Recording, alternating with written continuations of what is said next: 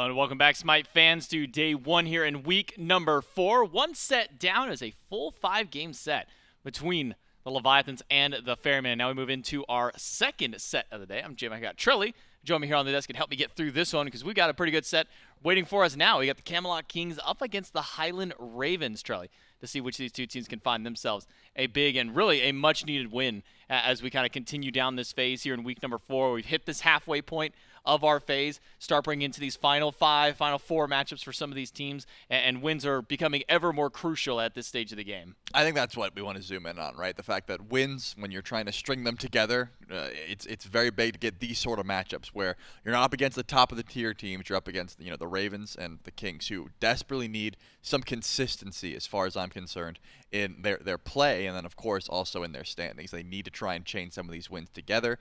Going through some roster changes, both of these teams, that's kind of what they need to nail down, exactly how they want to play with their new squads, and see how these roster changes are really going to make the teams, see if they're going to actually be benefiting from them, and of course, like I said, chaining those wins together.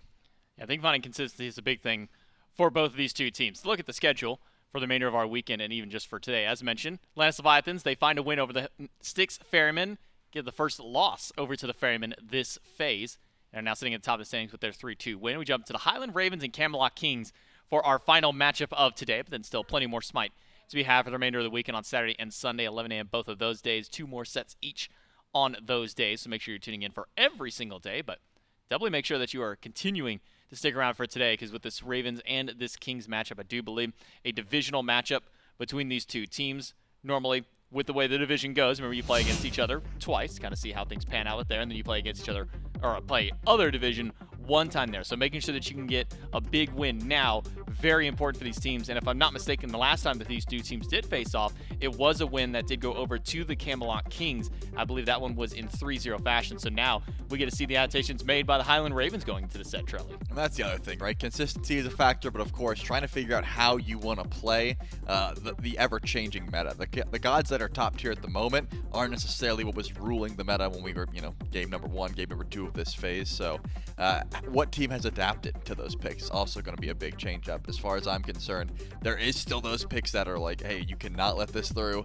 Like the Chernobyls of the meta, for example. The emojis are still pretty powerful, but there's also those flavor picks that some of these guys are just disgusting on if they're able to get their hands on them. So I think it's going to be a pretty big contention point for both of these squads. Yeah, still a relatively new member to the roster of the Highland Ravens at the time that they had their first match against the Camelot Kings. Now they just had a little bit of time to kind of get with the team and figure out what works. We can actually talk to him. It's Zapman standing by for our pregame interview. Thank you so much, J-Mac. That's right. We do have Zapman here from the Highland Ravens. First things first, we're about halfway through the phase, right? Road to Worlds, obviously leading towards playoffs all the way to Worlds. I want to get your thoughts on how you guys feel like you're doing thus far. Obviously, Worlds is the end goal, but in the path from the roster swap through the phase, do you feel like you guys have good spirits? Yeah, we have good spirits. I mean, every week I think we're getting just a little bit better, and hopefully we can just keep ramping up. Definitely a good attitude to have. I wanted to get your thoughts on the meta as well. I think uniquely this time around in the middle of the phase, it seems like most of these teams have sort of adapted almost their own style. Everybody's got their own unique identity. Do you guys feel like you have fallen into that same area as well? Like just like the Warriors always play Pele mid or have their same picks you go back to, do you guys feel like you are starting or have already formed an identity for the current meta? I mean, every team has their comfort picks. We're no different. I mean, we have maybe 2 or 3 picks here where if we get that, we feel really good about it. So I think every team's always working to expand that. You want to have a lot of comfort picks, right? Not just a couple. So that's what we're doing right now. Totally fair. Last one, you heard the Deaths mention it. Last matchup against the Kings, you guys fell 3-0. That was in week 1 of the phase. You had just joined the team recently. Is there any, additional prep or special prep against the Kings that you guys have done to feel confident going into this matchup? Yeah, I mean, I challenged Jarcorrr to a 1v1 yesterday on stream and gave him the business, you know what I mean? So that was a good little warm-up for me. Maybe a little disheartening for him. We'll see how it plays out today, though. Definitely some confidence. Well, thank you so much, Zapman. Good luck in your set today. We'll throw it back to the desk to break it down. Zapman dealing the mental damage Gave to him the Jarcorrr. business, Gave is him the what I business in heard. the 1v1. I believe it was an gentleman's- official yeah. gentleman's on her joust 1v1 matchup, which is the truest fashion. I mean, whenever you think of the 1v1, you've got to go back to the classic style of It's play. like the equivalent of like a old Western duel. Like that is as far as it'll go. You know, like 1, 2, 3 draw. Like, Yeah, this yeah. is just mechanics. And you know what? I'll take Zap's word for it. I wasn't in that stream, but he seemed confident. I could see him glowing. Yeah, we saw I believe he put the tweet out over on Twitter. Had a response saying maybe that Variety could give him a run for his money, but it doesn't matter. You're not facing Variety. You're going against Jarcorrr. But kind of talking about the ADCs and kind of mentioned at the top of this segment, even what was mentioned, at least by Frog, a bit of a roster change from the Highland Ravens coming in from Phase 1 into Phase 2. A change moving Barracuda off the team and putting Zapman on. We can kind of take a look maybe at the performance at least of the last five games between the two to kind of see the difference that each of them played in there. While at face value, doesn't seem like an insane amount, player damage-wise. That could have just been a byproduct of the matchups that they were going, the teams they were facing. The big one here does end up being the KDA, where normally we would see almost kind of the inverse of this. At the tail end of Barracuda's career, kind of falling a little bit more in his matchups. Zapman being a little bit safer in his, where normally Zapman has kind of been the lightning rod for his team. He's the one absorbing a ton of damage. That way, the rest of his team can continue to flourish. In the last few matchups that Zapman has had, he's been able to play very safe over in the dual lane, but also at the same time, play just aggressive enough to start getting some of those big picks for himself. I like the analogy. You didn't really, you weren't going for it, but the lightning rod works well for Zapman, Yeah. And with that being said, I think definitely a change up that the Highland Ravens needed, right? They were just not able to really string together those wins, and in this case, thought that Zap was going to be, I'm not sure what they thought Zap was going to be, but I have liked the changes where Zap has been able to get aggressive at times, hasn't been just sitting by himself in lane like we've seen on old Zapman style teams, right? Usually, Zap is one of those ADCs that is going to rotate in, be a voice for the squad, but does not get too active in the early game, right? Just sort of sits in his tower alone. Maybe he takes 3 or 4 ganks, but eventually is going to get online. Seems like the Highland Ravens in particular have taken Zap and said, hey, we're not going to play that way if we can help it. Let's try and, facilitate Zapman and play through that lane if at all possible. And I think so far there has been hot and cold moments of that, but when it does work out, it looks very good. Now, the unfortunate thing that we can't have here in the Pro League is that we can't see on her v on her between the Hunters, but we do still get to see the 2 Hunter players go against each other, Zapman versus Jarcorrr. And I think that's the other side of the conversation here is the Camelot Kings, where when I think of the Camelot Kings, there are 2, for me, real big pillars of consistency for the team. BigManTingz in the mid lane, and then Jarcorrr over in the dual lane. Jark, whether his team is having a bad game on one side of the map or the other, Jarcorrr is always one who's able to really stand up and still go toe-to-toe, whether even or behind against his opposition. He's always been a very aggressive player, even his time over into the solo lane. So I think watching this dual lane matchup between he and Zapman, even if Zapman wins the 1v1 on her, SMITE in this sense is no longer a 1v1 game. It is now that 5 versus 5, but having one of those 5 be able to get a nice advantage up in the match in that lane and really kind of be a voice to the team can really make a difference in these fights. All right, first off, I don't think Zap was trying to say that 1v1 is the team win. It's the mental win, Well, right? yeah, he's got the mental. Yeah, and that is step 1. With that said, though, I think you're right. BigManTingz has been such just a level of consistency for this squad, and Jark as well has the same ability. I think Jark more so does rely on pressure a little bit more, whereas if the lane is getting sort of pushed in, if he is getting pressured, he doesn't have that same level of explosiveness, whereas BigManTingz can be left completely alone. His team can be, CaptainTwig and Variety can be like 0-4, 0-5 together, and Tings is still a level up, or even for mid lane, which is a little bit ridiculous. It's not easy to be able to stay at an even standpoint when the rest of your team is sort of hurting for farm. So I think that's something that the Camelot Kings can always look towards. But it's going to be something that I think both of these teams rely on, and a lot of these teams, if you're not the top 3 as far as I'm concerned, a lot of these bottom 5 SPL teams rely on that early pressure, and if they don't get it, how does their game start to look, right? A little bit worse. And of course, who controls the early game? It's going to be the junglers. So Scream and CaptainTwig have a lot on their plates here. If they're trying to get that consistency that we've brought up so many times already on the desk, it's going to be looking at those 2. I'm glad that you brought up the junglers, and one in particular, CaptainTwig. Before we move forward, gotta give a happy birthday to CaptainTwig. If you didn't already see it, go on Twitter, wish CaptainTwig a happy birthday. If you're in chat, give him a happy birthday, because he deserves it, not as a father. It's the birthday boy, so see him maybe the Birthday Boy can bring home a win for his team. But I think you're right to say that we need to see some strength come from CaptainTwig on this roster and even Screammmmm on the other end. These are really the two that do kind of pilot the pacing of these games. When CaptainTwig is having a good and even a really good game, like a great game by that definition, his team looks nigh unstoppable. But when CaptainTwig's not having one of those pop-off games, it feels almost kind of dead in the water by the time we hit this 15-20 minute mark. So need to see that step up from CaptainTwig. Need to see some big push here for the Highland Ravens as we jump into the picks and bans for Game 1 between the Kings and the Ravens. Immediately, one thing that does kind of pop out to me, we did have the bonus patch come by this past week, so it has kind of shifted up some of the priority a little bit. Pele's no longer in that immediate top 3 pick ban like we were seeing in the weeks of past. I believe Freya's also kind of dropped out of that a little bit. Didn't see her very much in the previous set. Only, I believe, 1 or 2 games where she kind of got picked up at all. No real bans going that way. So has kind of shifted up at least a little bit of those picks over there. And especially, I think the Magical Hunters still remains the focus.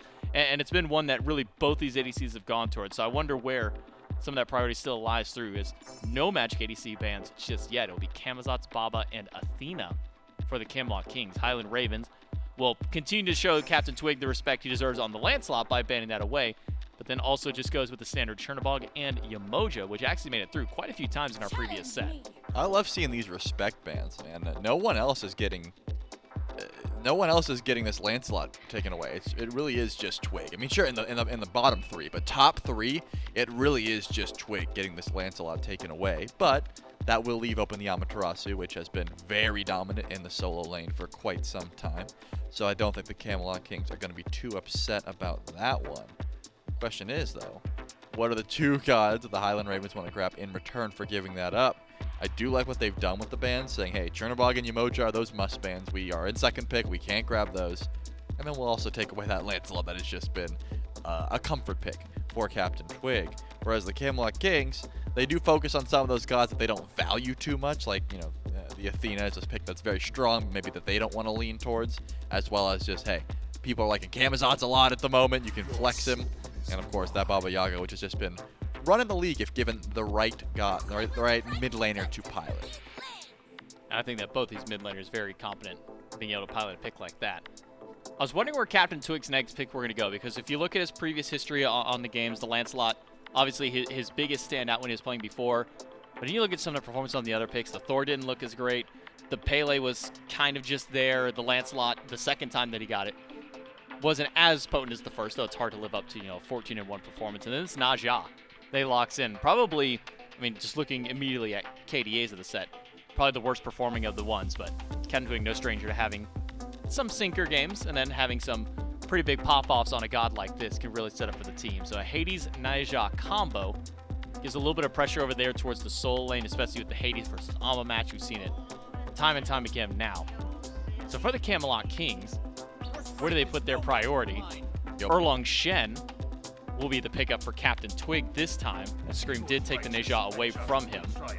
So we'll have to see how the Erlang Amma kind of stacks up, because it really does feel like that side of the map for the Kings has been the most volatile for the entire team. Definitely, but if you think of the last 6 or so games that Twig has played, he's only went positive once, and it was on this Erlang Shen, so should be a better look at the very least. And this was a pick that I thought he might try to go to. The double warrior pressure that Amma and Erlang can bring is nice. You can always go over and sort of lean on variety and say, hey, we're going to get some anti-heal. We're going to try and cave this Hades. We're going to look for fights to your near blue buffs if possible.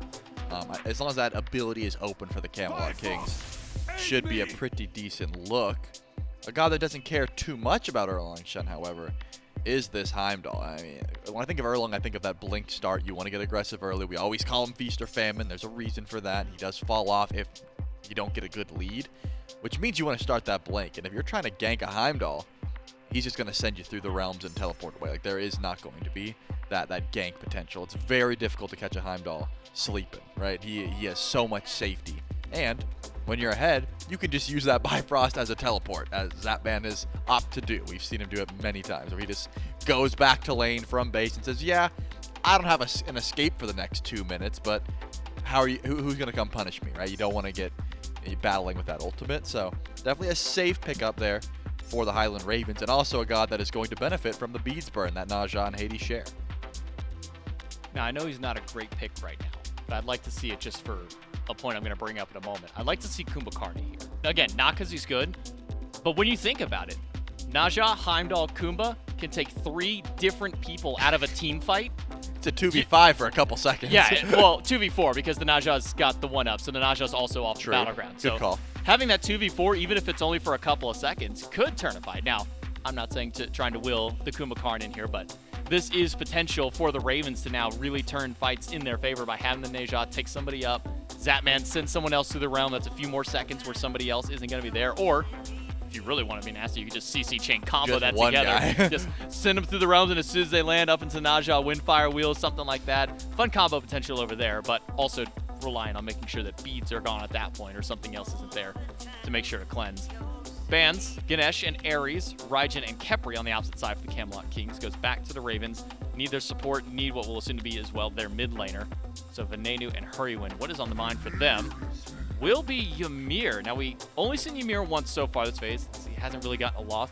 But what does Ymir offer to this team from what the Camelot Kings have already drafted? Ymir offers what Ymir always offers, and it's a big old wall, right? Erlang, Shen, Hachiman, Amma, what do they all have in common? Without a Phantom Shell, they're going to get slapped in the face with the wall, and they don't love that. You're going to need to pick up a Phantom Shell if you're behind, because you're going to get caught out in the jungle.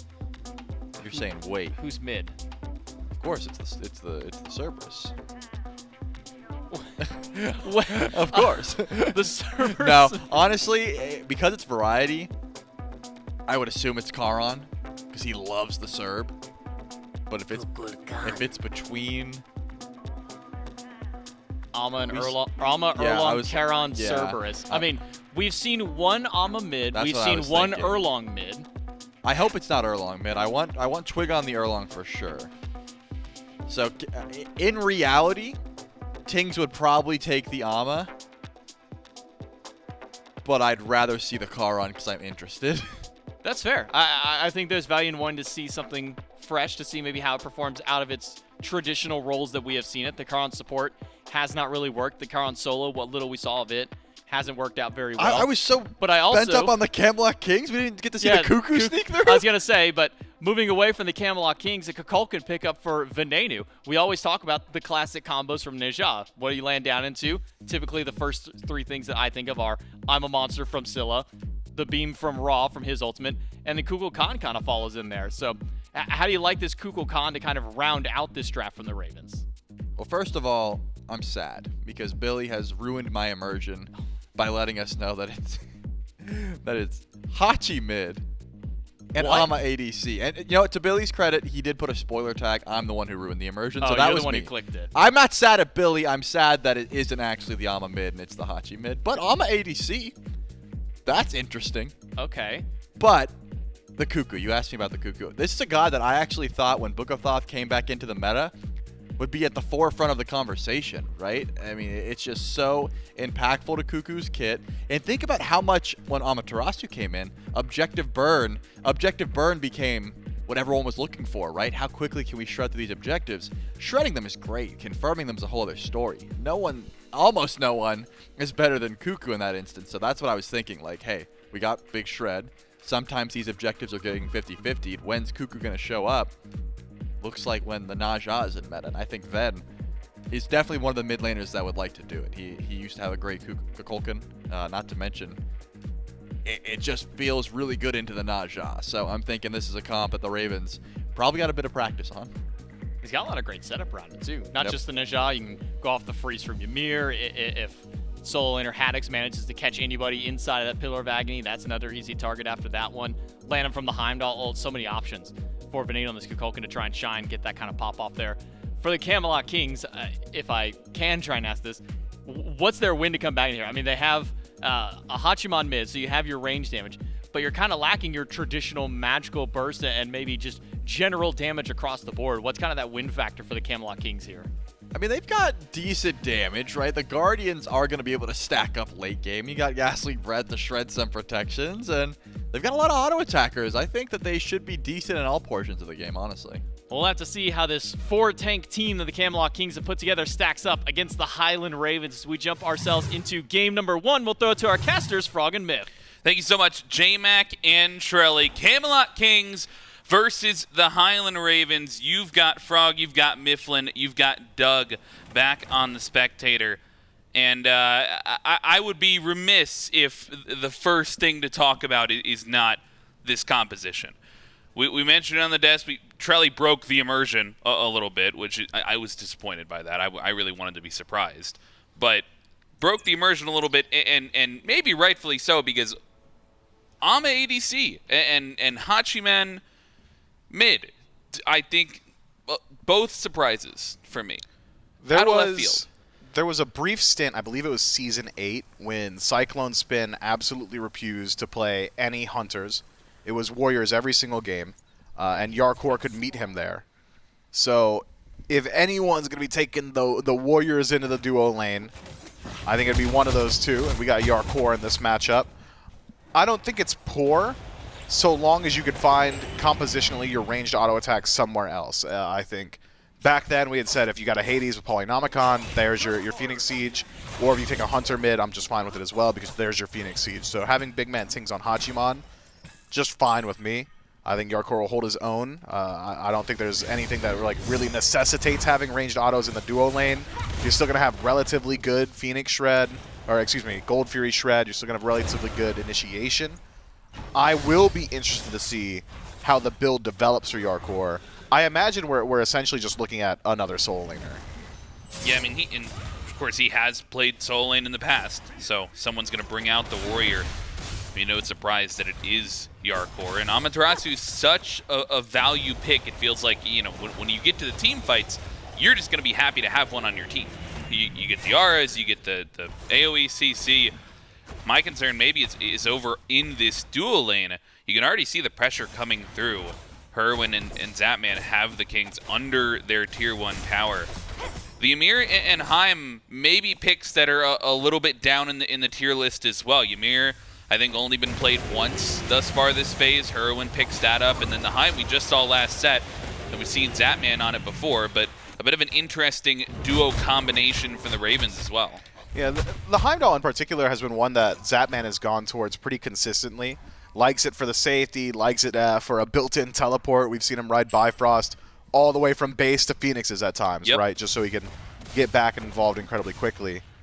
I think there is a bit of an interesting matchup here if supports rotate out, and it's a big if. Feels like now it's that 10-minute mark once supports vacate the lane, but once it does happen, if Jarcorrr isn't easily clearing wave, he's going to have to deal with the cleave auto attacks of Heimdallr from range. If you're standing on melees, you're going to take at least a little bit of poke damage.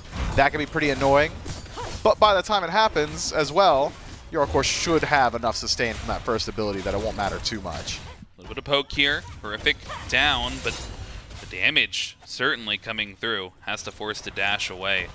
There's a lot of kill potential here if they're able to sort of combo everything together. When you just saw there, the ability to trap somebody right up against the wall, forces the beads from Jarcorrr early on as well. You see the kill pressure. It'll be interesting to see, I agree, whether these supports rotate out or not, and even if they don't, you know, if this 2v2s continue to be looked at. On the other side of the map, though, that blue buff gets stolen away. A little bit of an invade from Screammmmm on the Naja. On the other side, Twig taking advantage of the timing as well. He chooses to steal away the speed buff, and no fighting thus far, but some macro farms, some steals across the map. Oh, watch out. Ven spotted this one out. He's seen this play plenty. I don't know if CaptainTwig, if he takes the 5, he's fine. Yeah, 5 here for Venenu, but off the mark with the ultimate. Watch Hurry. It might chase him down. You've got the Ymir coming through, and a wall could be good. Beads get forced, but the wall's in the corridor, and he's trapped inside. CaptainTwig falls for first blood over to the Cuckoo. Yeah, we saw Lazra try and pull that trick plenty last week, so clearly the Highland Ravens have taken notice of it and catch out CaptainTwig on a bit of over-aggression. I mean, even if he ticks over to level 5 with that much of a committal rotation from the Highland Ravens, I think it is highly unlikely that he makes it out of there alive. Even losing out on the beads, gonna make him a little bit less effective in the fight. Screammmmm off the mark with his own ultimate. Not the biggest deal. Bit of a drop kill, though. Off the mark a little bit, but I mean, that one kill And the little bit of farm that they stole away, that's going to net the Highland Ravens already a pretty large gold lead, 1,500 early on here, just 4 minutes into the game. And that may signal to the Ravens the side of the map that they want to keep focus on. We saw them have some success at that blue buff invade. And certainly a mage solo versus a guardian solo, the mage, likely to have the pressure advantage there. Yeah, I mean, who's not going to lose in lane to Hades, right? I don't think there's anyone that's saying, yeah, I just clear as well as he does, or I have as much sustain. So the ability for Haddix to continually be healthy once blue buff respawns, I think going to be a major concern for the Camelot Kings until we see a few more rotations. Erlang Shen has decent ability to box out up against a Hades, especially throughout the early game. If Haddix is allowed to full stack Book of Thoth, then get a little bit more damage or lifesteal, look towards defense, things are going to become very, very difficult for the Kings afterward. So I think you're right to say that pressure around blue might be an issue. Certainly now that Variety doesn't have ultimate. Another one of those rotations. Variety, he pulls the trigger a little bit too early. That being said, he's got the rotation over from a couple members of the Kings. Sash in, and Twig makes his way out of the Pillar of Agony, but now the Soul Laners ult both down.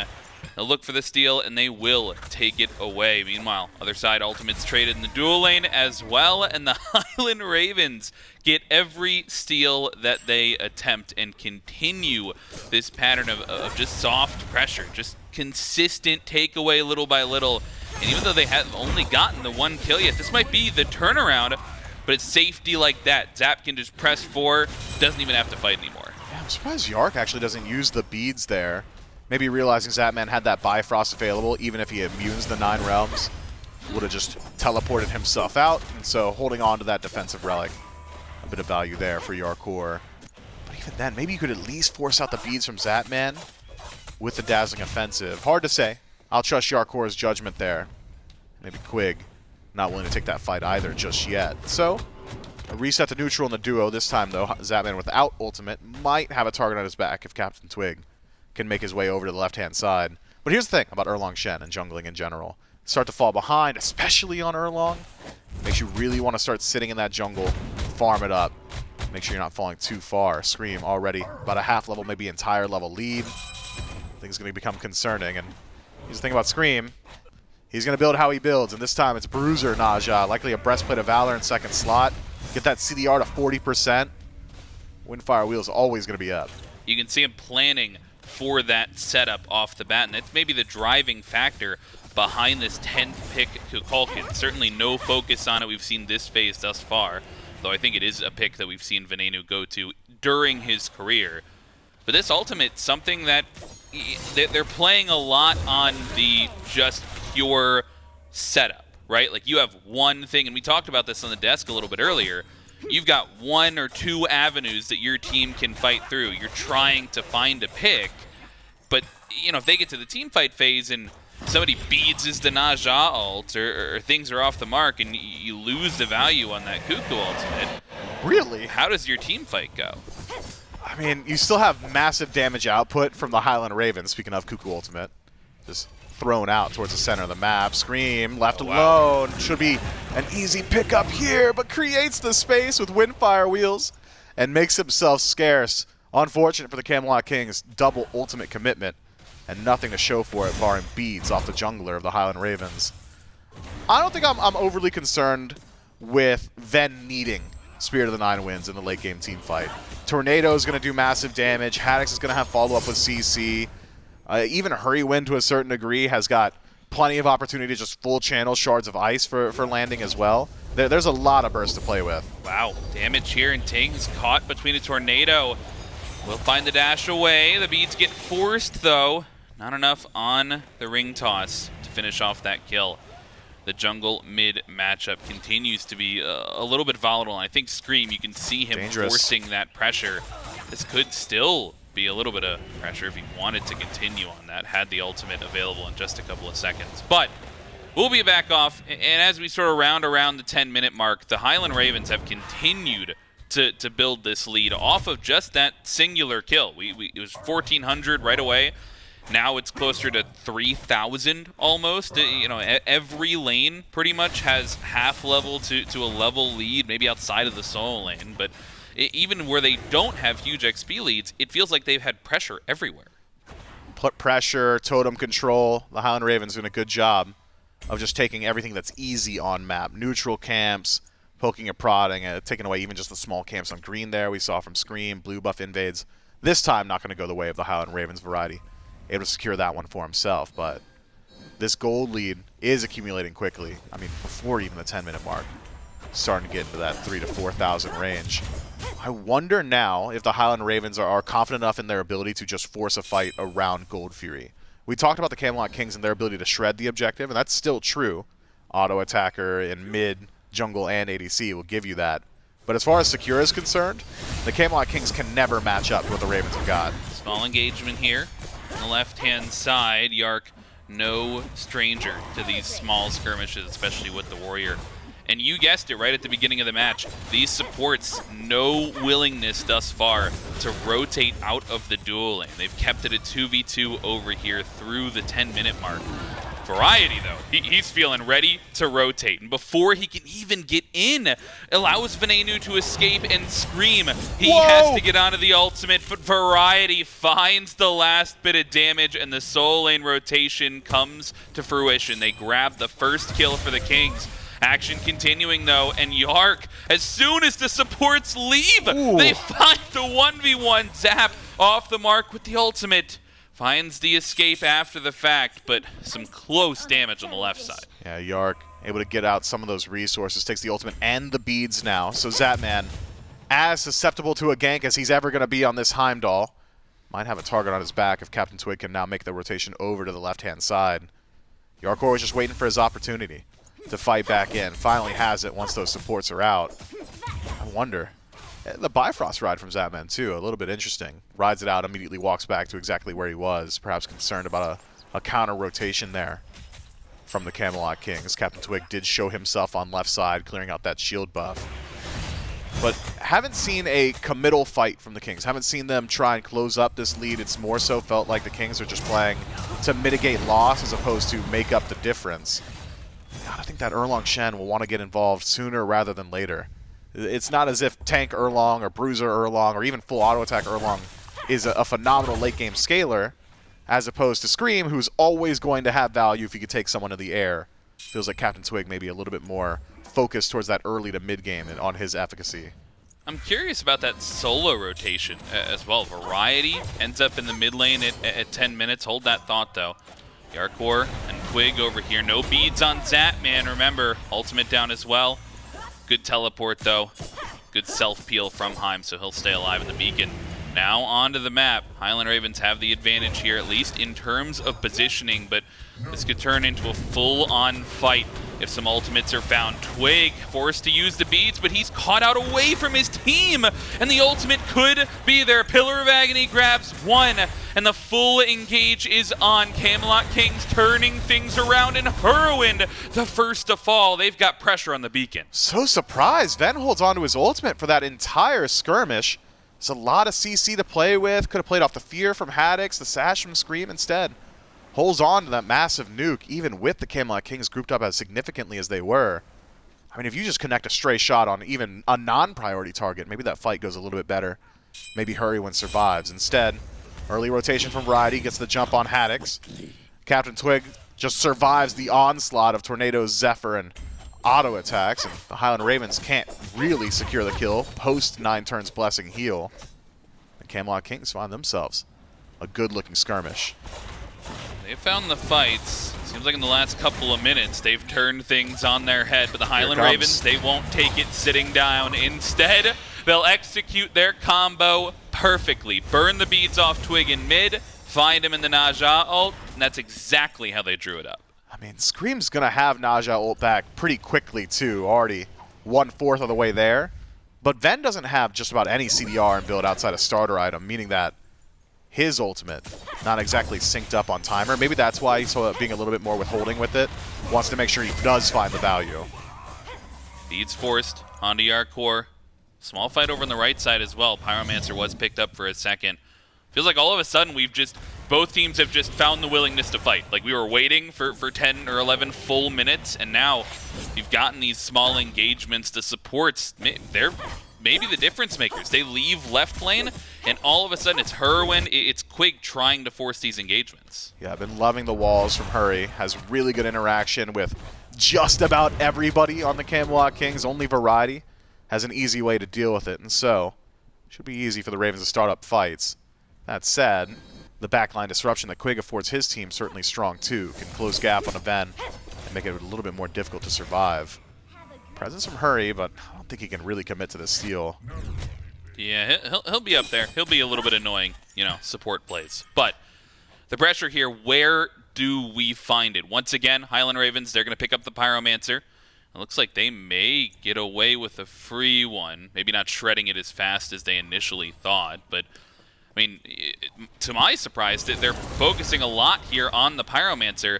No fights over gold quite yet. 15 minutes in, I would think the Ravens, the onus is on them to try and force something around one of these objectives. Yeah, I mean, Zapman's getting a bit bullied in the dual lane, so ability to rotation towards gold maybe easier for the Kings at this point. Jarcorrr playing on tower line, keeping Zapman there. Jarcorrr leaves the lane for just a second, though, and exactly that. The Highland Ravens will rotate in towards gold. If it comes down to a coin toss, it's always chaos. They've got the secure on map, looking forward, and they find the Gold Fury. The fight afterwards, though, Scream forced to use the Windfire Wheels defensively. It's a slow, but the beads get forced. And the blink in from Twig. I don't know if he has the damage. Would have to use the ultimate and not willing to do so. Beautiful disengage from the Highland Ravens. They get the gold, they get out. I mean, it's just so simple. If Ven has ultimate, there is not a single thing the Camelot Kings can do to match that level of burst. Good freeze from Hurriwind and a better wall. Wow. Will keep all three members of the Camelot Kings at bay. You lose the neutral farm, but you maintain your lives. And all the while, Haddix keeping pressure up on that right-hand side, I believe. Another blue buff invade successful for him. Variety not able to secure this one. So it's the Highland Ravens all the way across the map, making it look good.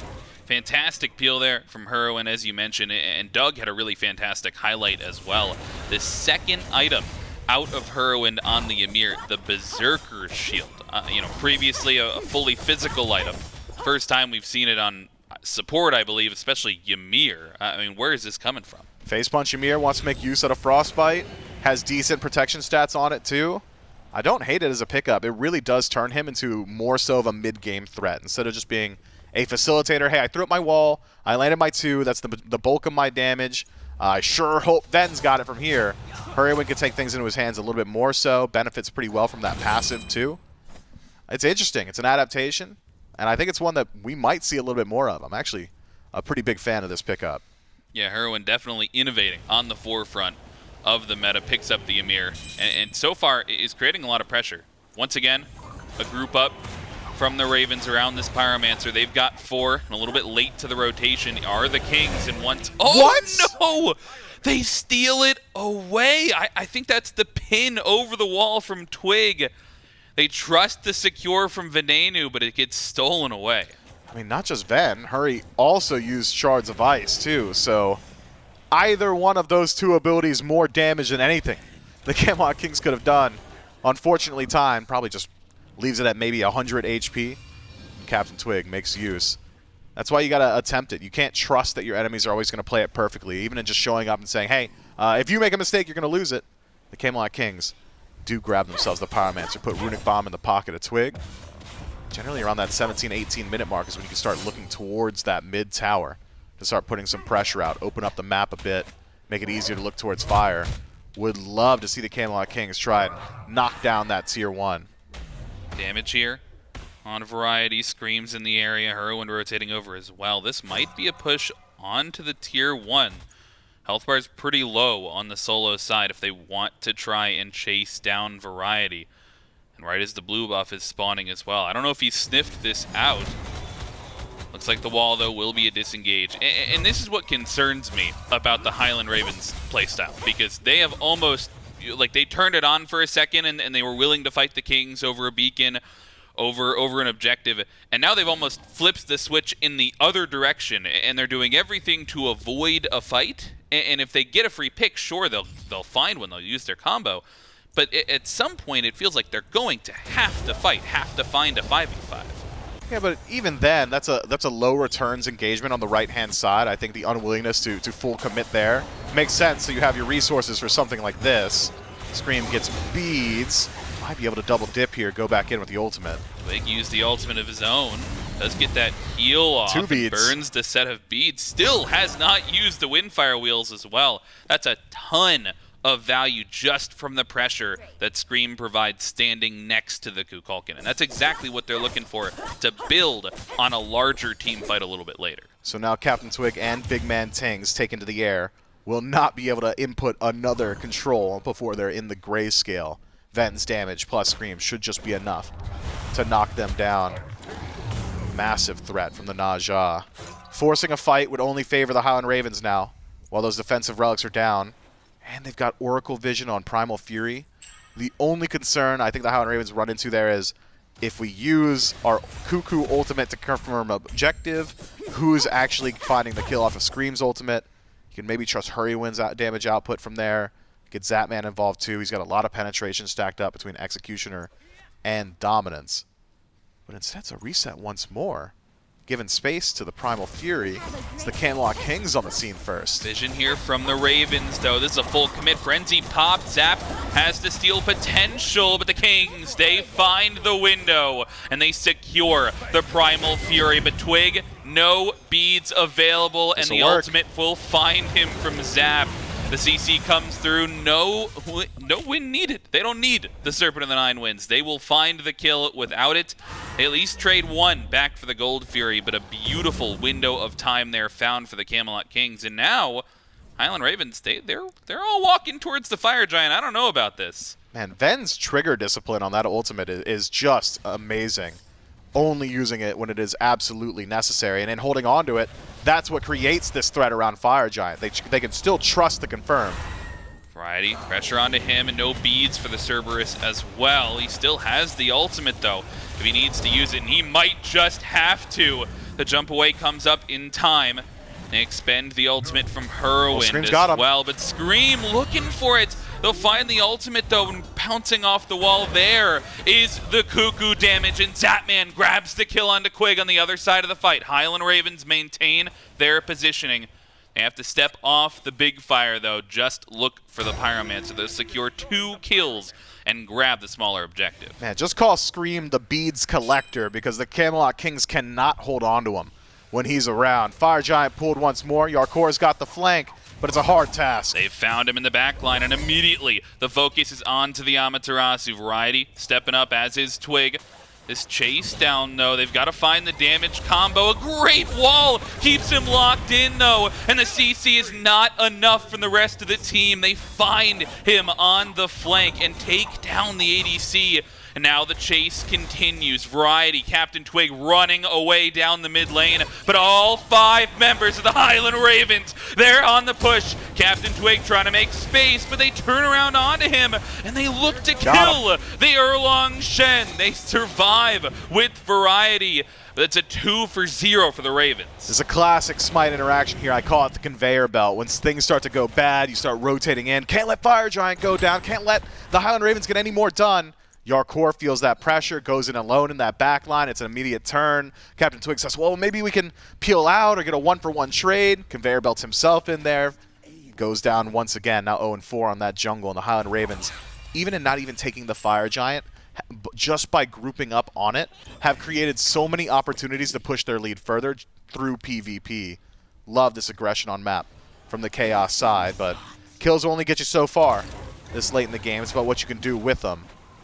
Still like to see them sooner rather than later group up on that fire and commit to actually knocking it down. There's not going to be any point in this game, especially now that Ven's stacked up so much damage and build, that there's going to be threat of steal from the Camelot Kings so long as that ultimate is well timed. So group up on it, create that threat, force the Camelot Kings to respond. We saw it earlier, so easily done because of all the beads Screams had burnt. I believe it was BigManTingz and Twig before the fight. You could do it in the fight now. You've got so much tankiness on your jungler, so much sustain as well. But you don't have the burn, because Zapman's just dead. Well, they've got the target focus on Variety, but a wall freeze off the mark as well. Without the burn, I don't know if they can pick this up. It will at least be an attempt here. This may be a bait, though. Just looking for the Kings to step in. And they'll find Variety doing so. He's got the tank stats to survive the step up.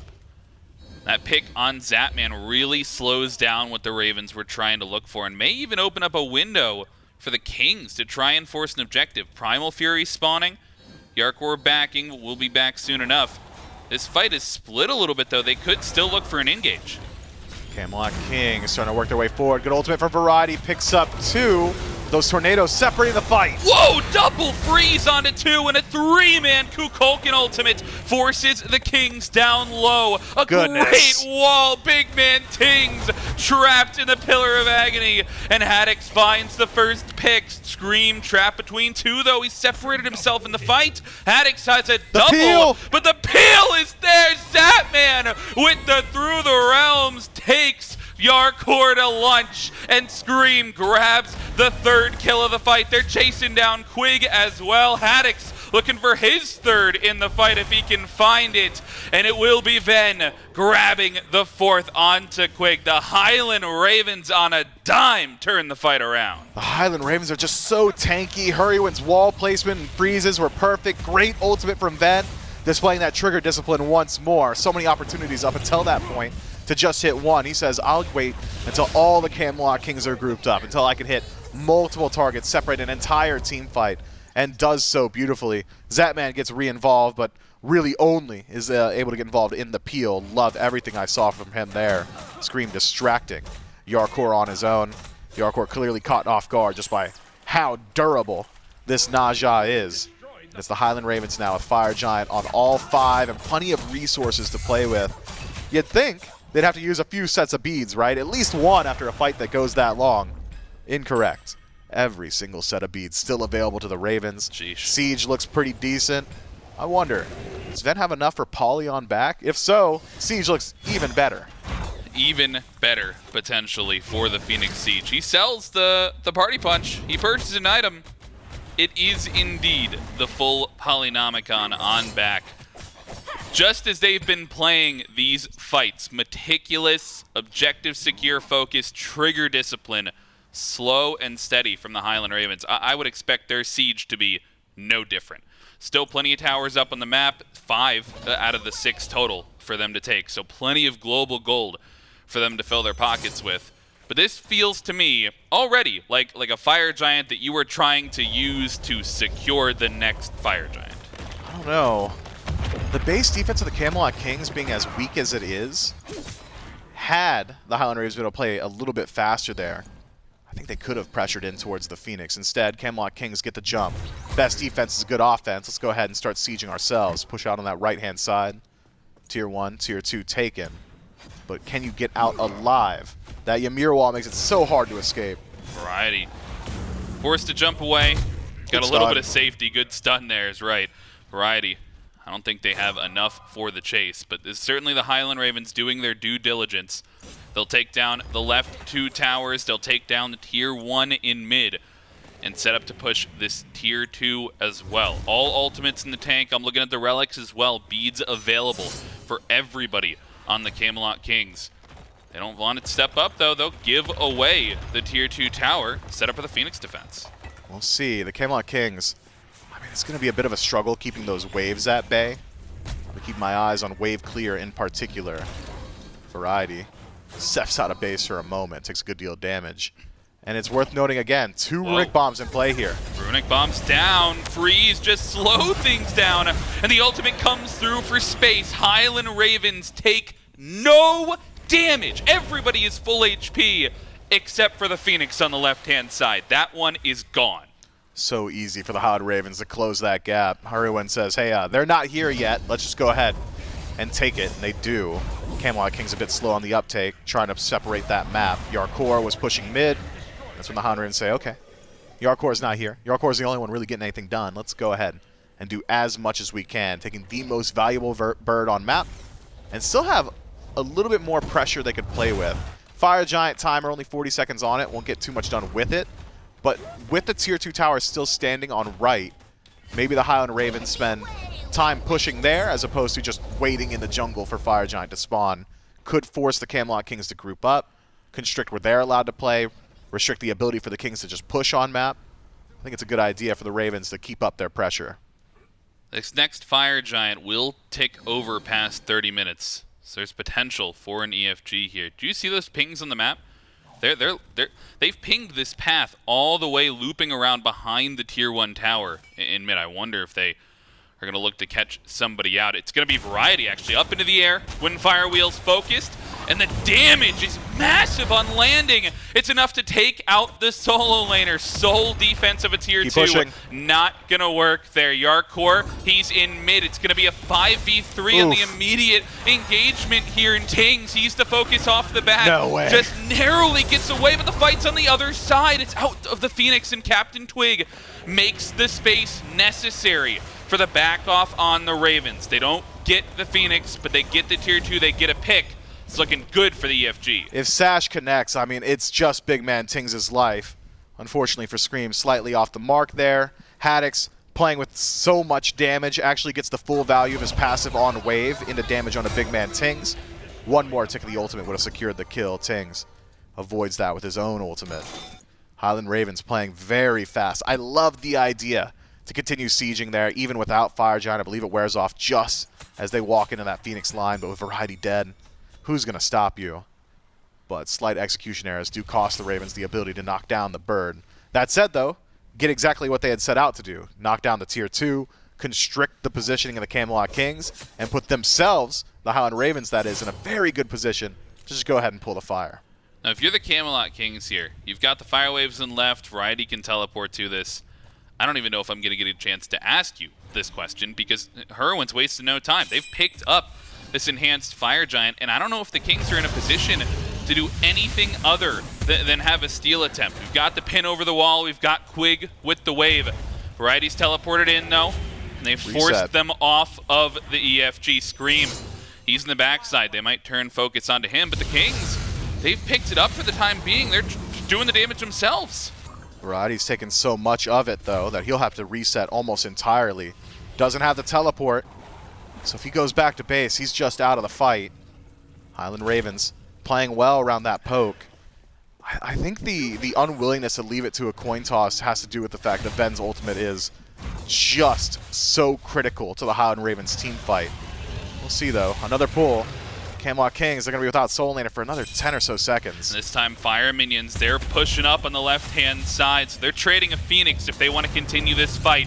And it looks like they do. Quig into the ultimate. Jarcorrr, they found Haddix. He's swallowed alive, and he'll fall for the first in the fight. Yikes. Kuku ultimate is off the mark, and Hurriwind is trapped on the other side of a wall. The Camelot Kings fight back. They find 3. They turn the fight on its head, and they're still pushing down the right-hand side. They've got a Fire Wave in the left, and they'll get that too. Fight's not over. Screammm's still around, but they're looking for EFG. Screammmmm buying a bit of time here, playing with that durability. Zapman considering a steal attempt. Camelot Kings don't have a whole lot of secure. He's gonna go for it. He's got the first ability he's looking for. Needs the damage, but they turn onto him perfectly. The Camelot Kings, you could not have drawn up a better team fight. They answer back at minute 31, and they have all the control in this game. Such a massive fumble from the Highland Ravens. It's Haddix getting picked out so early in that fight. The Camelot Kings get to just run through the entirety of the Ravens afterward. Variety, big impact with his initiation. Catches out Ven, simplifies everything from there, and knock down the right side bird. EFG on 5 and desynced death for Zapman.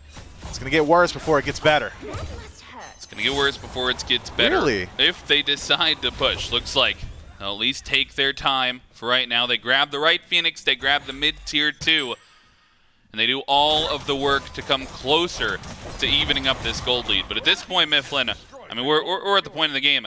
I'm not as worried about the gold. I'm not as worried about the experience. Everybody's level 20. We're hitting 3K power pots. You can see it there in Ven's back pocket. The teams are doing the damage that they're going to do. Sure, it's going to get a little bit higher as the game goes on.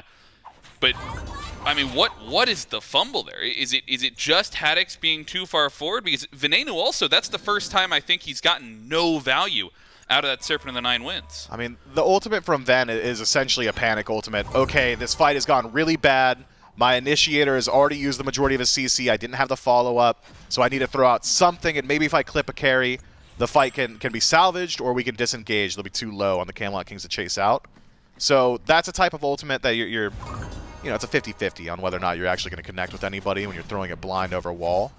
I think the entirety of the issue for the Highland Ravens was miscommunication on goal. Are we sticking to the Fire Giant? Are we diving into the team fight? What is it that we're looking for? Seemed to me that 3 members of the Ravens said, yeah, let's disengage, we'll back up. If the Camelot Kings pull it, we'll look for a fight then. Haddix thinks either he's going to secure the objective with Ven's help, or the fight is good immediately. But because he's on a separate page, leaves himself isolated, and the Camelot Kings just tear through him. They're set up to push down. 5 members with EFG. Plenty of time on this power play if they want to continue this, and it sure looks like they do. Jarcorrr, look at this flank all the way through the right-hand side. Scream's got eyes on it, but they're in on the left side, Phoenix, as well. Fights coming from all angles, and the Camelot Kings, they're looking for the best way in. Highland Ravens have vision on just about everybody. Nobody hiding their hand here on the Camelot Kings. Jarcorrr pokes his head in, takes a lot of damage from Haddix, but it's CaptainTwig with the bomb, who may have overcommitted. He may have overcommitted. He at least loses the ultimate. Has Magi's. They get the left side Phoenix, though, and the mid Phoenix down to 20% HP. They lose a couple of the ultimates, but that space is exactly what they needed. They put the focus onto Twig, and they lose the left side bird because of it. Fun interaction there for CaptainTwig. Eats the sash, but CC immunity means that no damage there. Can just go ahead and blink out afterwards. Scream going to come up empty there. Cost him his blink. Mid Phoenix is real low. Go ahead. Start putting some pressure there. I mean, you really only need 2 or 3 auto attacks. And BigManTingz, I mean, he could do it. Yeah, you've oh no, 1 poly character. Kuku's on the other side. Look at the flank, though. Once again, it's Jarcorrr and CaptainTwig. 2 warriors trying to find their way into the back. Good wall. BMT, he has to leave, and that might signal the end of the engagement. Hurriwind, when he's been on point with these walls, it's pick city, man. I mean, that might be the way back in, because it's the smallest thing, and that's what the Ravens need. They need an Aja ult, they need a Hurriwind pick, they need a Heimdallr to come through, because at this point, the Kings have flipped the game on a dime. 2 Phoenixes down and Fire Giant in 60 seconds. I mean, there's so much setup on the Highland Ravens. I like how Scream is playing. So often he's had the opportunity to use Windfire Wheels on someone who doesn't have beads. He says, I'm going to hold on to it, because if it's down, nobody's beadsing my sash. And if nobody's beadsing my sash, that means nobody else on my team is going to find value from their CC. So Scream is leveraging the mobility and safety of Naja to be that constant threat. Give me your beads, and I'm going to walk out, and later Hurriwind's going to hit a wall, he's going to hit a freeze, and Ven's going to have the damage. Or Haddix is going to jump on you and hit you with a 2-second fear, and Ven's going to have the damage. I'm actually a massive fan of this non-committal hit-and-run style we've seen from Scream so far. And this game was so solidly in control of the Highland Ravens that it's just that one misstep around the Fire Giant that puts them in this critical position. So if the Ravens can get their base back and healthy, having already dealt with the last enhanced minion wave on right, left side Phoenix still a little ways away from respawning, I would still argue the Ravens are in a decent position. My eyes are on one place, and that's the beads timer for Tings. He gets into the ultimate, though, early on, and Scream, despite the engage, he'll use his own set of beads, and the fight continues. Variety and Twig onto the back line, and Ven down to half HP, but it's Variety who gets turned around on, and the solo laner for the Kings is the first to fall. Quig will join him on the gray screen, and a double kill for the ADC. Zapman and the rest of the team pushing down mid. Still have 1 runic bomb in play. Scream can knock down that bird with the help of his team. Highland Ravens, if you move for the Phoenix here, you're going to force the backs from the Kings. I actually really like that too. Could have immediately pulled the Fire Giant, saw that Amaterasu, saw that Jarcorrr was pushing on right, and said, if we pull fire, he threatens our Phoenix. If we threaten his Phoenix, he goes back. So just posture that as if you're attempting to end the game. restrict his movement, then go back to the objective. Venenu holds the ultimate best fight to secure the Fire Giant this time around. Has to be perfect on it, and he is. Highland Ravens grab the EFG, and they're looking for more after the fact. Quig, the silence is beautiful, and Venenu grabs the jungler. It's down the mid lane. It's down the right lane now for the Highland Ravens. They've got all 5 members in EFG on all of them. But we got Respawn and Quig, Respawn on Variety. It's a 4-man defense from the Camelot Kings. And with Zapman back in base defending his own Phoenix, it'll be slow rolling. Don't think we'll see the Highland Ravens walk into the throne room itself. Zapman has just revealed himself, clearing that wave, so Variety knows 4v4 on right. This chase from the Kings. Venenu has no beats. He'll be taken out early in the fight. Variety, the first to grab a kill. Zapman firing back, but Jarcorrr finds the support. Hurriwind falls. Variety next on the menu, and Scream grabs the soul lane, but they trade 3 for 2, make it 4 for 2. 3 members still alive for the Highland Ravens, and they've got a wave to push with them in all the way back at their base. They don't have anything. This would be just the 3 of them against the Titans. Quig has to go huge. The double fire blink, they shred it down, and Quig does not have enough to defend. In 40 minutes, the Highland Ravens take game 1. Zapman's an old dog, but he can still show some new tricks. I did not see it on map. Bifrost on Phoenix line, waits for commitment in the engagement from the Camelot Kings, and says, "Nothing personnel, kid. I was right behind you the whole time." That is beautiful play from Zapman. Let's go of his Phoenix, says, "I won't need it. If I win the team fight, I win the game." And he was just right. That's a Jenny from the Block classic. Wow. Yeah, no, that's a big brain play from Zapman. We talked about early on the Heim, a signature pick for him, something he's gone back to clearly for a reason. Not only does he get to stay safe, gets to make those plays at the ending stage of the game. But a back and forth one, to be sure. And the Highland Ravens, from the early game, I think you might expect them to take it, and they might be happy looking at 1-0, but still a lot to improve on for game 2. Just one massive fumble from the Ravens almost cost them the entirety of their game. We've talked about in the past, during the Camelot Kings World Championship run, that their punish game was bar none the best in the league. Sure. We almost saw it there. The Highland Ravens had massive advantage all the way until that one fumble in the Fire Giant, and nearly cost them the entire game just through game state. Those Phoenix Sieges, so good, so fast from the Kings. But the composition of the team fights always were generally just going to the Ravens. I got to give MVP for game 1, though, to Scream. I couldn't count how many beads he burned. It was innumerable. Yeah, the sheer amount of space. Blues Ultra's got it.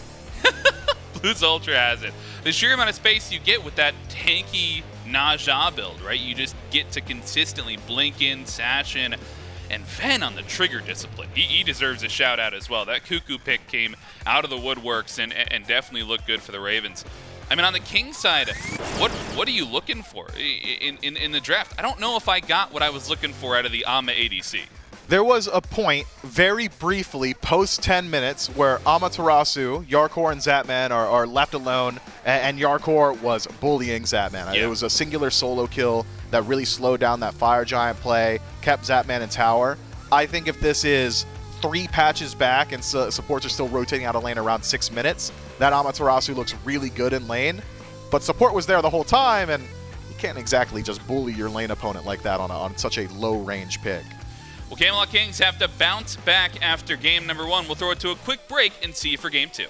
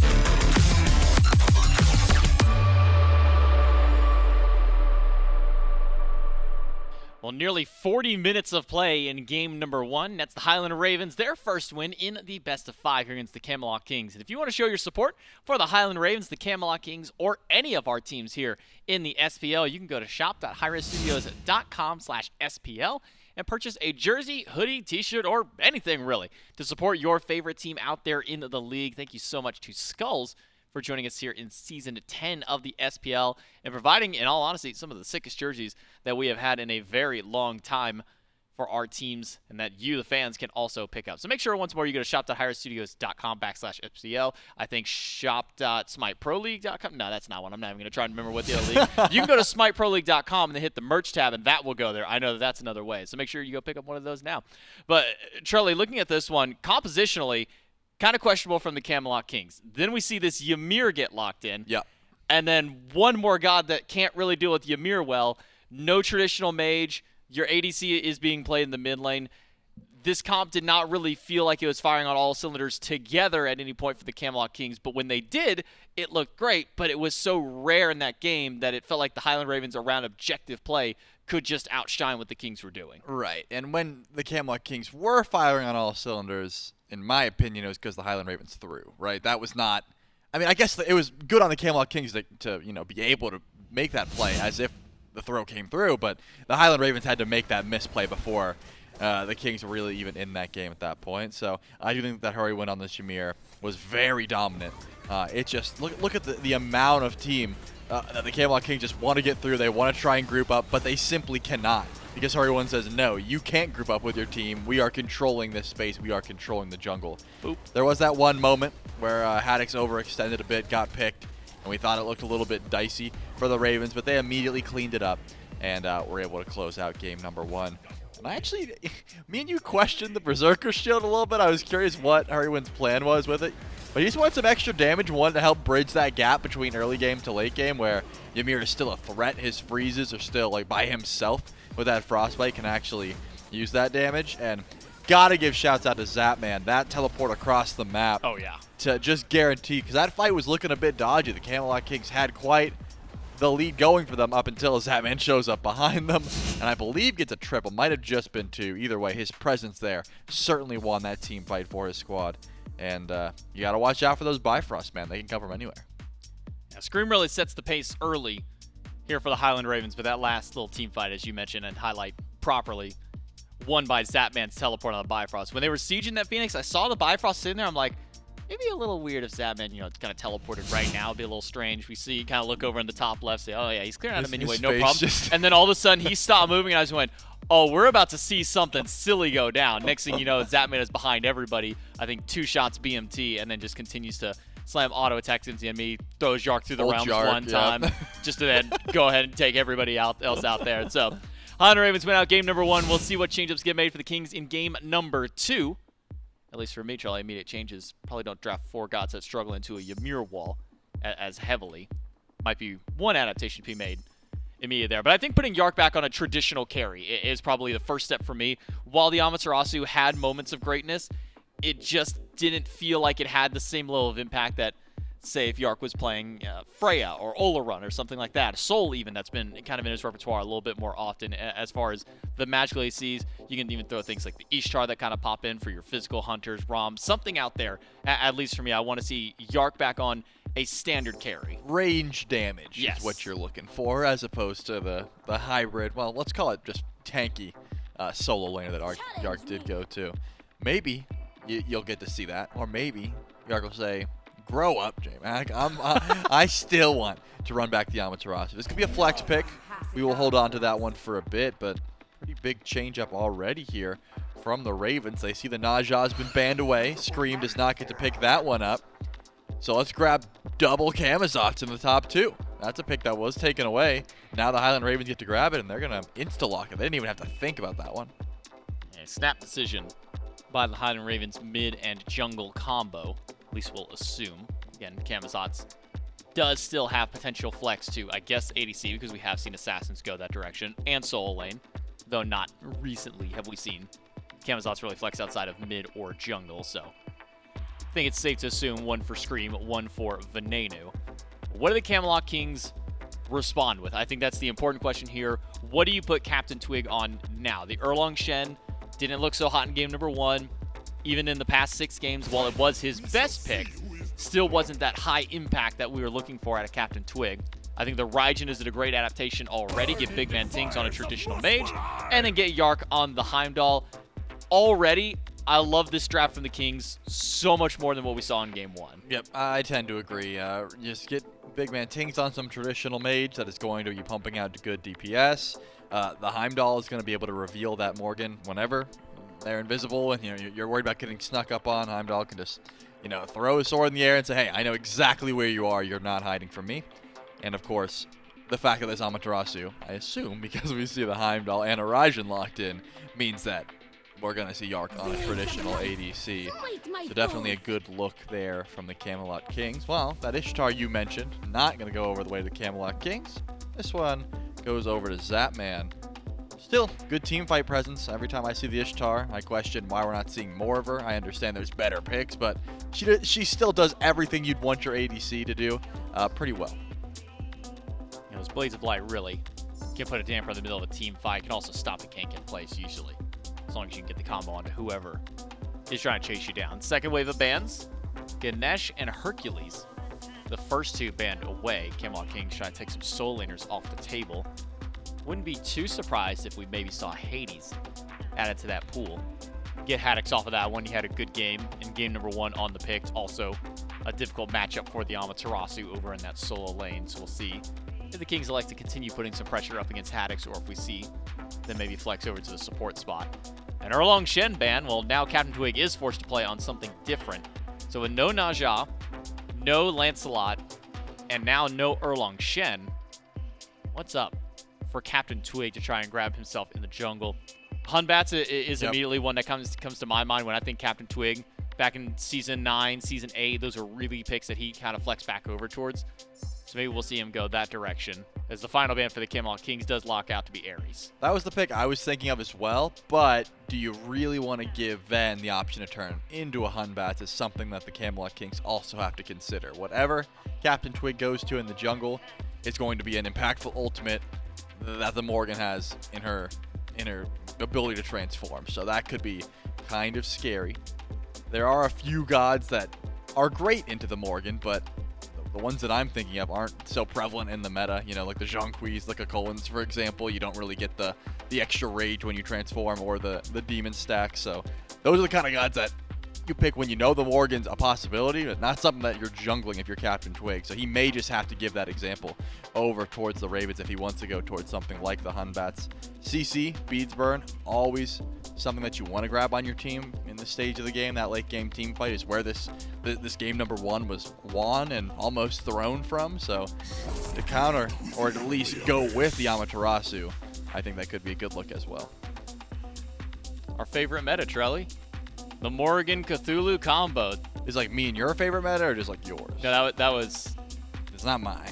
No, it's not. And I know you're mine. being sarcastic. I'm definitely being sarcastic. I just want to make sure that everyone knows that I am not in that boat either. That was a whole lot of sarcasm coming from me. If you look back to our caster tier list of gods that are fun to cast, Cthulhu's at the top of the list of not fun to cast them against, especially when it's a double. Cthulhu's still a great pick, very tanky, gives you a lot of that frontline initiation. Now you throw 2 of them, and it really adds a lot of clutter to a team fight, adds a lot of clutter to the comms as well, and just in general visual noise. I think is the best way to kind of describe how Cthulhu operates ultimate-wise in the midst of a team fight. So now having the option to either go double Camazotz, double Cthulhu, could end up being a problem for the Camelot Kings to fight into. Will be an Aphrodite as a response on the opposite end. Give that note over to Quig. Now we do see a Mercury being hovered for CaptainTwig. Does give him a potential very strong pick in the jungle, so that he can hypercarry without maybe giving a threat of a Morrigan transformation of that pick. Well, not going to be the Merc. A switch up to the Vamana pick that when Vamana was dominating the meta, CaptainTwig, one of the best around. But we have not seen that Vamana in quite some time because of the nerfs that it came towards Colossal Fury and just the itemization that Vamana likes to go towards in the jungle. Doesn't mean you're not going to have a pretty decent matchup here. I think the Morrigan, a bit of a nightmare matchup, and if you don't have your ultimate up, he is just going to be able to run you down with movement speed, get some kin size procs, get some crit, really whatever you want, and more specifically, the Cthulhu, right? There's no way Cthulhu ever outruns you. He has to hope his team is around to try and peel, or you're just popping Colossal Fury, popping that Wing Shard, and trying to get those kins procs as well. But of course, there's a reason we haven't seen this Vamana. His farm is a little bit slower than it once was. His itemization, you know, not as impactful as it once was as well. So I'm really curious to see the build that CaptainTwig goes for with this Vamana.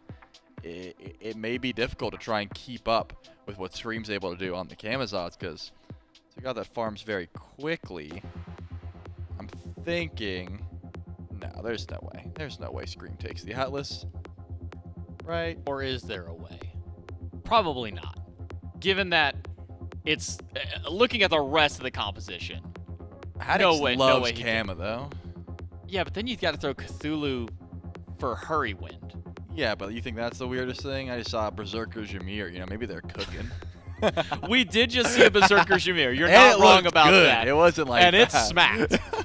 But when I think Atlas, while I have seen Scream play Atlas it's called the Scratless. It was a Scratless, but he played it in mid lane, despite being the jungler for the team at that time, and he was having Pagon play jungle for him at that.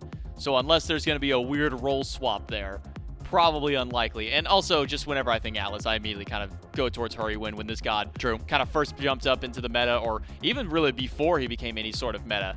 Hurriwind was really piloting this pick well, especially during his debut year of support while he didn't make it to SPL during Season 9.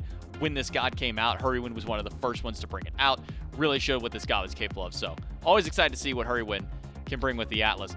But what does this Atlas now provide to the team that was maybe lacking a little bit fighting up against what the Kings have drafted for themselves? Some pretty consistent magical damage, as well as just easy to execute on CC, which they were lacking a bit. The Cthulhu has that disruption, but hard to call it that targeted CC, right? You're not really getting set up for abilities there. It's just causing that disruption. You're trying to chase down people, etc. And then, of course, what you love about that Gamma Ray Burst is the prot Shred, right? I think Atlas is going to be great for just dropping that ult, try and hit 3-4 members of the Camelot Kings and saying, hey, go. Like, we're going to have 2 Cthulhus, we're going to have the Gamma Ray Burst, and we're just going to try and chase you down.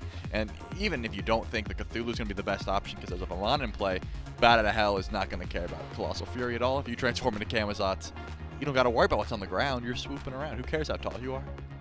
A lot of transformation targets at the very least for Ven, not just on his own team having the Cthulhu and that Camazotz. I look to the other side, potential things for Amaterasu if you want some extra burst, maybe the Raijin at some point. We'll have to see exactly how this game plays out. Camelot Kings, can they fight their way back here in game number 2, or will this one also go to the Ravens? Let's find out in game 2 with the casters. The tried and true double Cthulhu. That rhymes. For the Highland Ravens.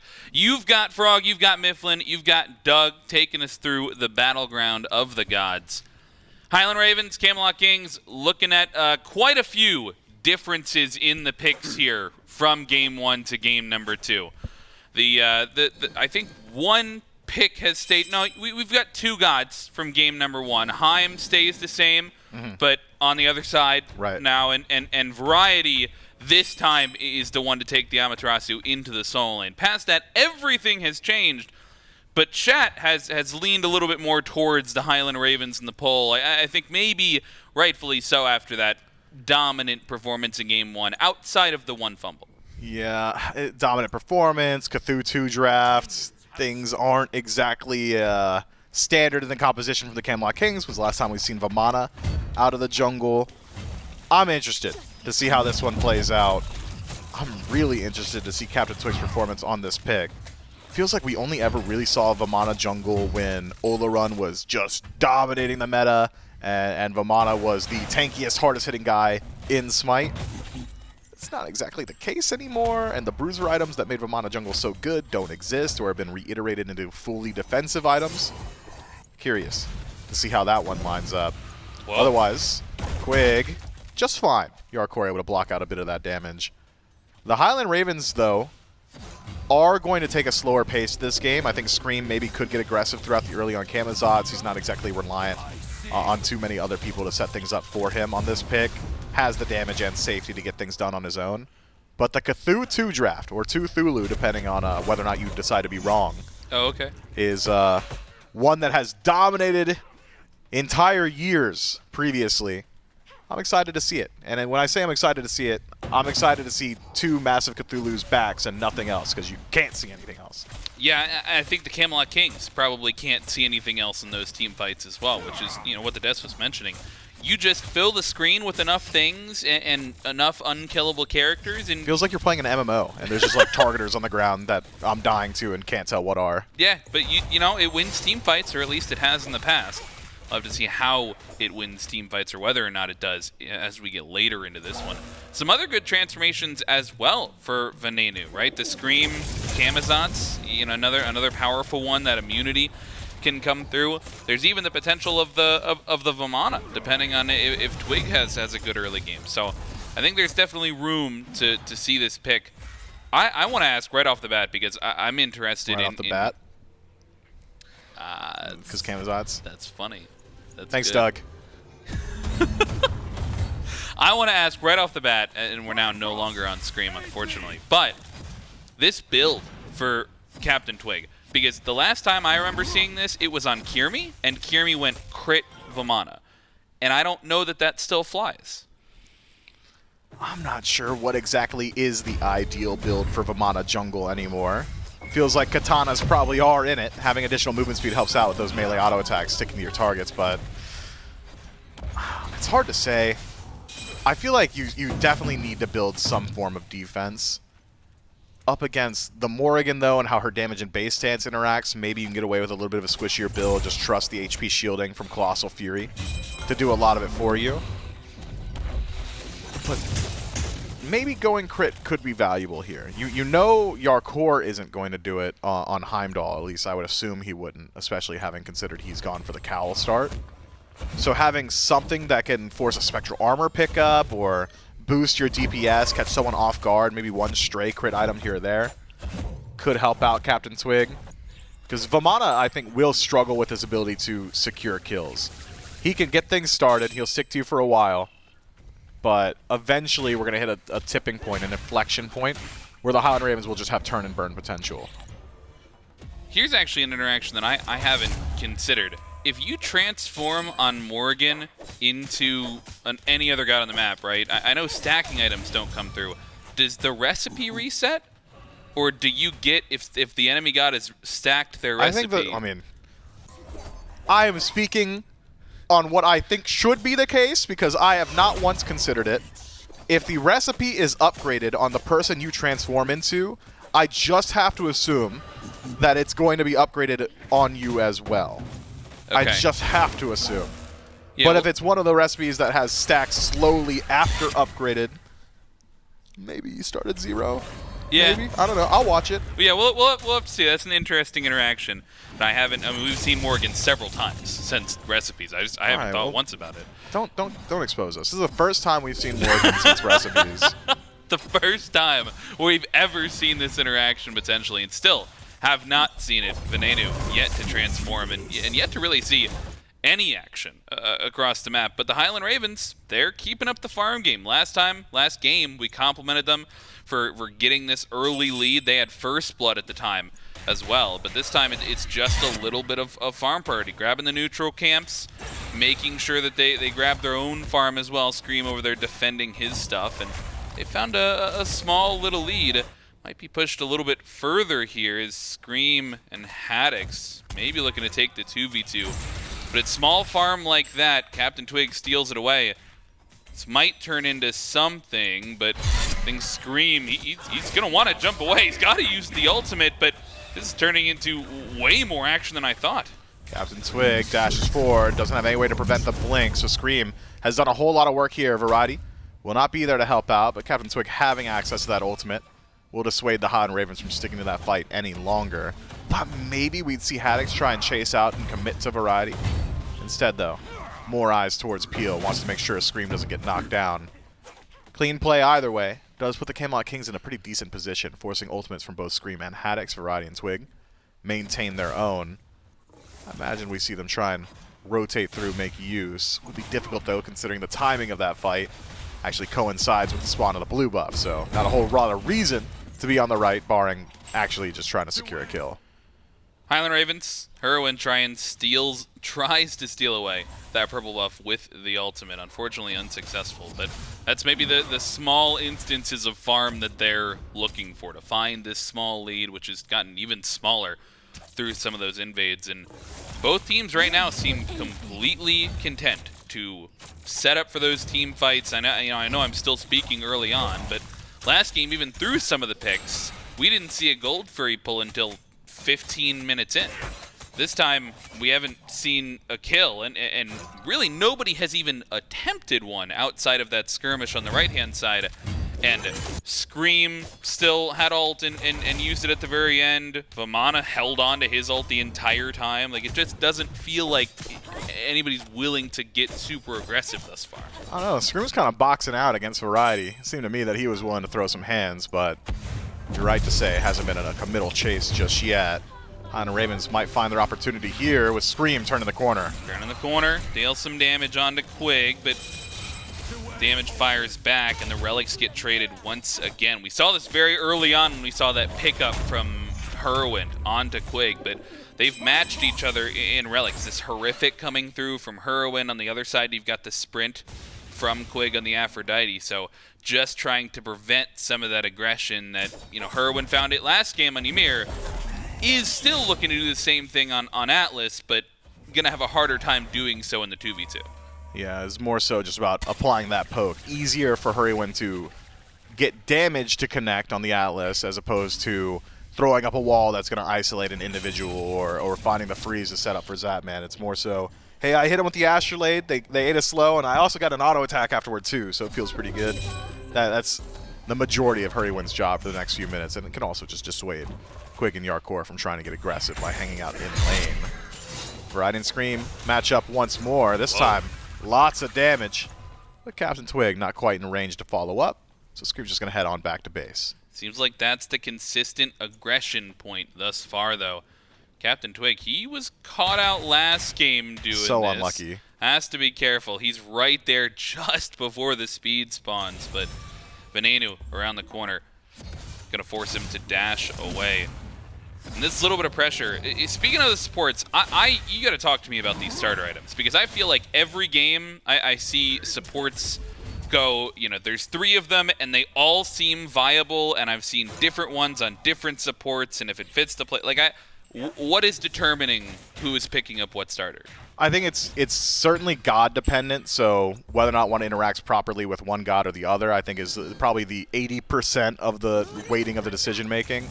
Otherwise, you'll see it based on whether or not you think you can get aggressive in lane. So War Banner, I think, if you feel like you're going to take a little bit more boxing matches, and Aphrodite will certainly want to do that, you can leverage that sustain. War Flag fits you pretty well.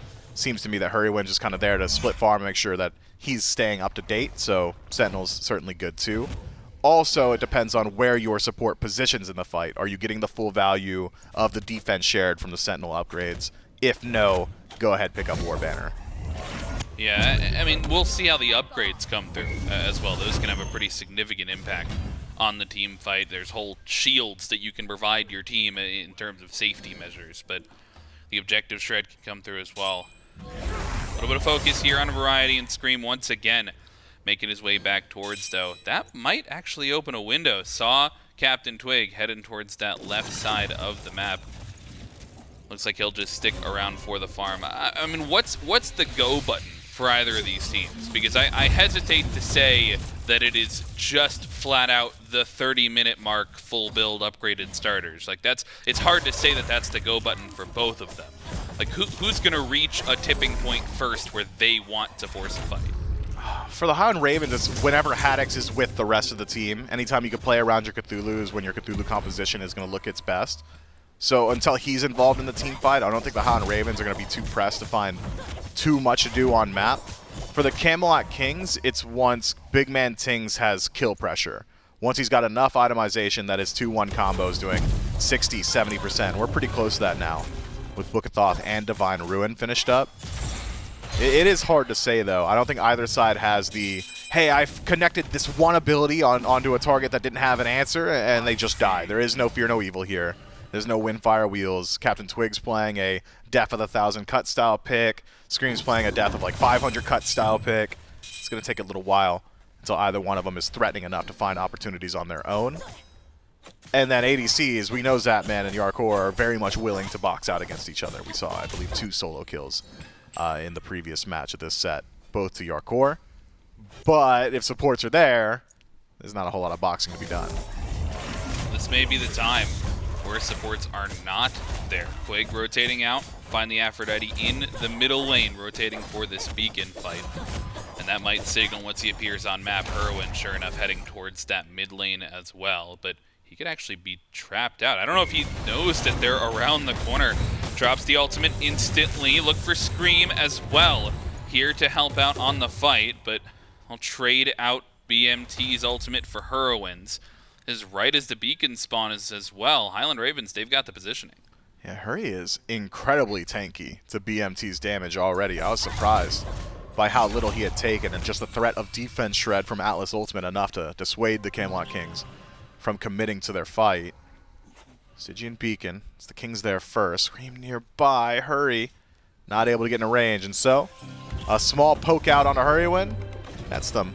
A small neutral objective. Smallest neutral objective. I don't even want to call it a neutral objective. Yep. I'm going to call it a Stygian Beacon. Let's call it a Stygian Beacon. This is Call a it a Gold neutral Fury. objective, though. Gold Fury picked up. Zapman and Oh, they have Screammmmm, the no only idea. 2 on it, and they have no earthly idea that this is going on. The Highland Ravens, they keep 2 in mid to distract. They 2-man the Gold Fury. It's not a huge gold lead. They bump back up to 1,000, but they take the first maybe real neutral objective. Oh, man, that is crazy timing. The Camelot Kings probably congratulating themselves a bit. All right, we got the beacon, we got the poke out, things are looking good. We spot 2 in mid. What could possibly be happening on map right now? And just got to nod it off, except that it had happened. The Gold Fury does go over to the Highland Ravens with 0 contention. If it speaks to the pace of game at all and build, I think you should take your eyes towards Screammmmm. Soul Eater in second slot, 50 stacks. I don't think he really cares to get involved until that's done either, so it's going to be a little bit of time for both these squads.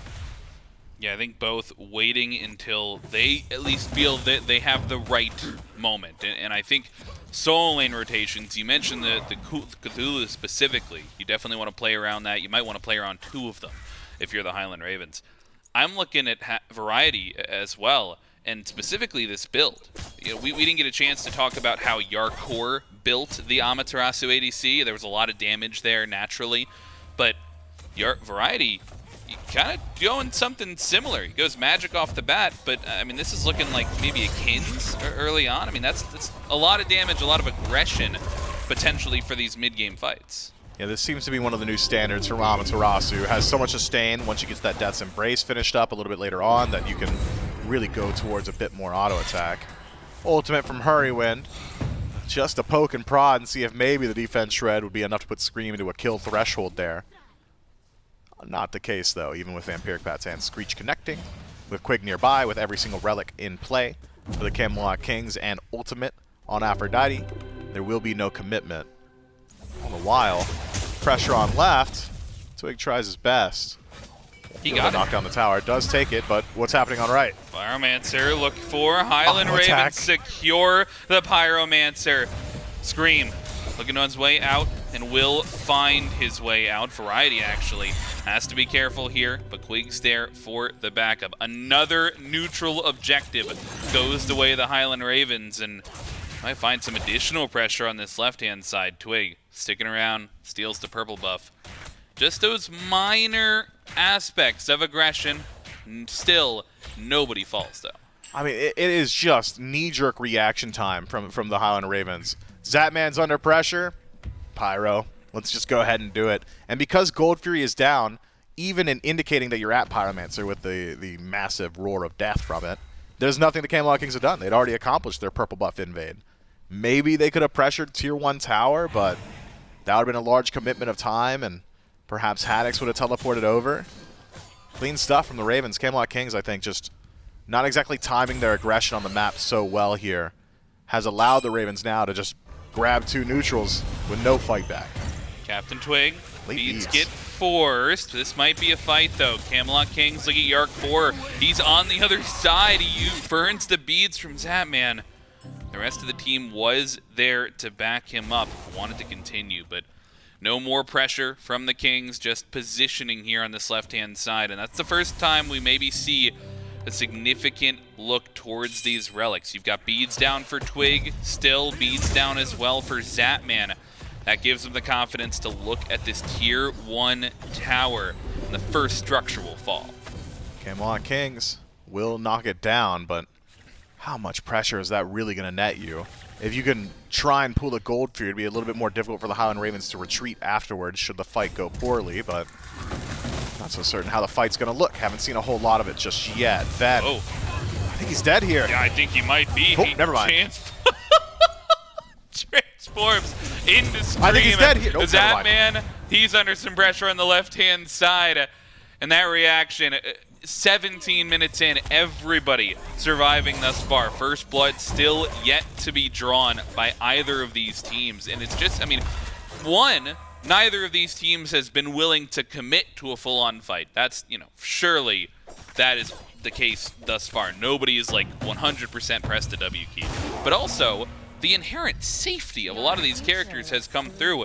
If this was not Camazotz with Press 4 and CC Immune and Aegis and Untargetable, if that was not Camazotz, we would have had maybe 2 or 3 kills at this point. If it wasn't Camazotz, it might have been Amaterasu, right? Dash away and you're just faster than everybody else and healing at the same time. Have CC Immunity the ultimate. If it's not Amaterasu, maybe it's a transformation into Twig and you're doing all the exact same things.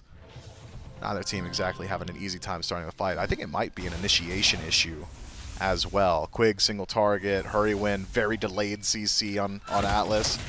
You're having a hard time just finding quick picks. Primal Fury picked up.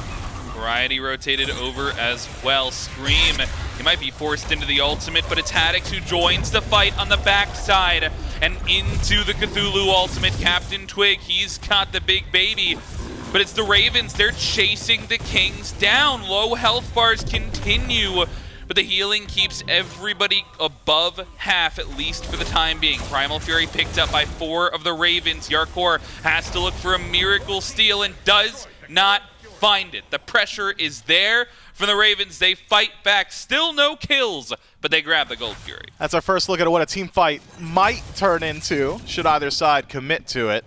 Haddix into the back line, goes into the Sense of Madness. Camelot Kings say, well, we're not going to walk through that. CaptainTwig says, I've already used my ultimate, so please come back and help me. And then 2 massive Leviathan-esque creatures pass each other in the night with very little violence between the 2 of them. Camelot Kings will at least be able to trade out the Pyromancer for themselves. Neither side a solidified lead. Neither side exactly going to be benefiting too much from an experience advantage either. And 1 or 2 levels here or there. With the pace of game as it stands, we might be full level 20s, except for supports, before we see a kill. Let's play a game.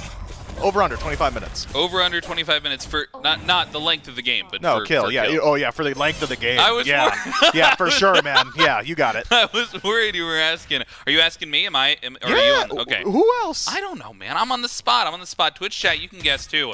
I'm going under. I think it's going to be 23 or 24 minutes that we're going to get it. Yeah, I got a big prediction because BigManTingz, you mentioned him getting online. He's 19, man. He's going to hit level 20 right around that time. Maybe we saw him dash in onto Venenu a little bit earlier. Maybe starting to feel antsy, starting to want to get these fights underway. Maybe. If he's got Soul Reaver on back, will be a massive boon to his damage output. I'll go over. I'll go over because I want to see it now. I want the first death of this game to result in the death of the Titan. That's what I want. I want there to be exactly 1 fight for the rest of this match.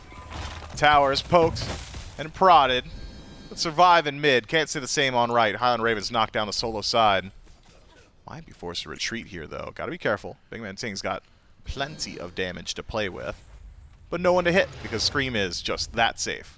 Just jumping away. He still has his tier 1 tower to retreat to, but and ult. 4-man grouping from the Kings on this right-hand side. Looks like they're going to try and answer back onto the tier 1. Scream into the bat out of hell. Has to use it to stay safe, though. And the rest of the Camelot Kings will immediately disengage, as we've seen most of the game. And I think as we sort of start to round out the builds here, Firepool? On my mind is... Firepool? Firepool. Firepool. Oh, Firepool. Hurriwind.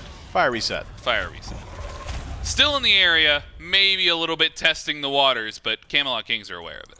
Zapman's pretty far forward here. Variety dashed forward, catches the dash from Hurry.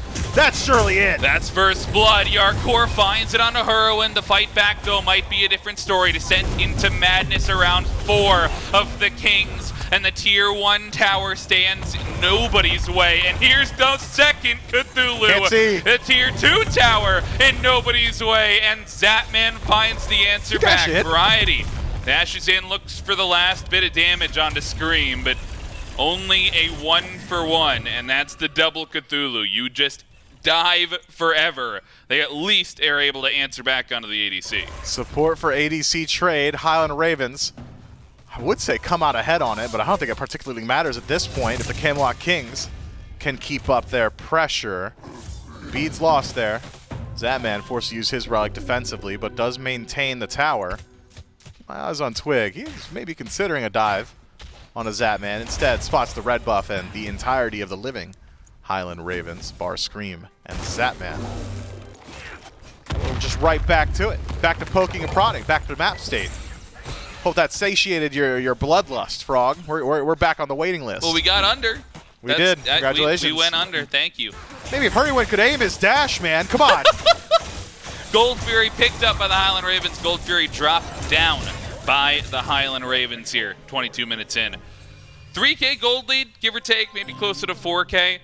They do have a lead, but this is similar to the lead that they had at 10 minutes, maybe at 9 minutes in game number 1. And that was the lead that they felt dominant with. I'm not sure at 23 minutes in, I'm feeling too hot about a 3K gold lead. Certainly maybe some small advantages, a tier 3 versus a tier 2, but Highland Ravens, Camelot Kings, this is pretty close to an even playing field. It is. Variety takes a bit of poke here, but it's all about the Pyromancer, and that one will be headed to the Highland Ravens. So parity matched once more. 2 runic bombs in play, 1 for either side. This Fire Giant pool, though, a little bit different, and where's Jarcorrr? Variety and Quig, they're around. Jarcorr's not here, though, and the engagement goes off for the Kings. Twig forced into the big baby, but not enough to keep him alive. Variety, he's been separated as well, but they stayed on the Fire Giant. It's the steal. The Ravens secure it, though. They keep it clean. They take down Variety as well. Quig forced to use the ultimate, but the chase does not stop there. The double Cthulhu comes through. Wow. And BMT and Quig forced back under the tier 2 tower. They grab the Fire Giant and they grab 2 more. The Ravens on top. BigManTingz did a lot of damage on the retreat there. Tycho Drum rips through everybody for about 400 apiece. Not enough to secure the kill, considering I don't think CaptainTwig even uses an auto attack before he dies there. Goes up into the Colossal Fury, walks in range, gets knocked down. The Highland Ravens actually had spotted Jarcorrr on his rotation, so realized that they are permanently advantaged in the team fight, considering where he was. Reveals himself around that Stygian beacon on ward. And now it's the Highland Ravens with Fire Giant on 5 and time to get their Wombo combo back. I'm watching the cooldowns of Haddix and Ven. Need those ultimates back up. Seems to be the crux of their team fight. Camelot Kings have not devised an answer just yet to the double Cthulhu. I mean, Jarcorrr will do a lot of damage if he's allowed to hit him, but I don't know if he's got enough damage that just him hitting him is going to be the difference. Seems like BigManTingz might be able to make that up, though. Siege here on the left side. They've got their Titan pushing down, and they've got high health bars for the Ravens. Left-hand tier 2 tower. One of the 3 remaining here is all of the towers in the tier 2s remain for the Camelot Kings, but right now they're not too willing to defend. Zapman just getting some free damage onto this one. Had to take down the Titan first off, but look at this Scream flank.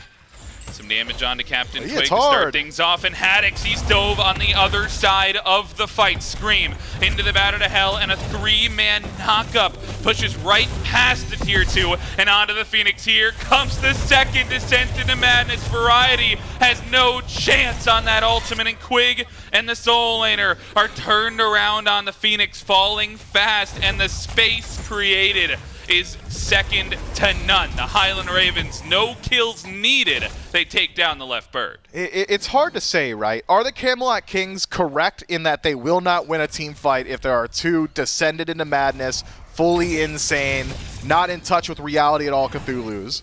No. But can they allow those Cthulhus to create as much space as they have? Can they allow the Highland Ravens to just walk wherever they want? Also, no. Feels like the Camelot Kings are as close to a checkmate situation right now as maybe you possibly could be at a 3-1 slash line, or 1-3, I should say, from their perspective. Highland Ravens, I mean, the ball's in their court. It really is. The gold lead is now actually significant enough that I would care enough to do the math. Thank you for not making me do it, Doug. 6,000 in favor of them. Experience no longer matters at all, as all relevant parties are level 20. Fire Giant power play still so long too. The Ravens might just run it back. And you want to know? You asked what the go button was earlier. It's still there. Ven and Haddix, just see those diamonds right next to the fire icon on their names. Yep. Yeah. If they're full of blue, I don't see them losing a fight. That's the go button. I mean, even if because, I mean, you mentioned it as a checkmate situation. I was going to counter with an immovable object meets an unstoppable force, but so far the Camelot Kings have been a very movable object. Yep. And so if you're looking, I mean, is it just because if we're signing it off right now, signed, sealed, and delivered? Do the Camelot Kings just not have the composition to deal with the double Cthulhu? Because if that's the case, they might as well sign, seal, and delivered. And if it's not, like, how do they have to find an answer? The answer is generally to Cthulhu to deal with him before he descends into madness. And if Haddix telegraphs it at all, it would be dash from Haddix, stun him from Aphrodite, pray Jarcorr's got the damage while that stun's still there. He descends into madness. Maybe he's low enough you can knock him down afterward. Or if it's blink, we've seen Ymir freeze damage or confound damage. It has to be a kiss from Quig, it seems like, as far as confirmable CC. Maybe an ultimate from Jarcorrr can delay the descent into madness, but I just do not like how the Camelot Kings CC interacts with the composition from the Highland Ravens. If they had just something that was immediate, just anything like a Hades silence or a confound from Athena, I feel like there would be some sort of answer to Cthulhu. Or maybe it's just a little bit more AoE damage, too. If Jarcorrr had decided to pick up an Odysseus bow, boost that attack speed, get even more value from your kin size, and have a little bit of AoE to start ringing through the team fight. Because Zapman isn't getting hit. He's got two Cthulhus standing between you and him. Ven's getting hit, but who cares? He's Cthulhu. Scream's going into the air. Yeah, I think this is incredibly close to checkmate, barring catastrophic failure from the Highland Ravens to just play as 5. And group up. That's not to say that they couldn't make mistakes maybe around these Phoenixes if the base defense is clean, but the win condition for the Ravens is just so much easier than it is for the Kings. And to state it diplomatically, Vamana ain't it. And that's as far as I'm willing to go with that.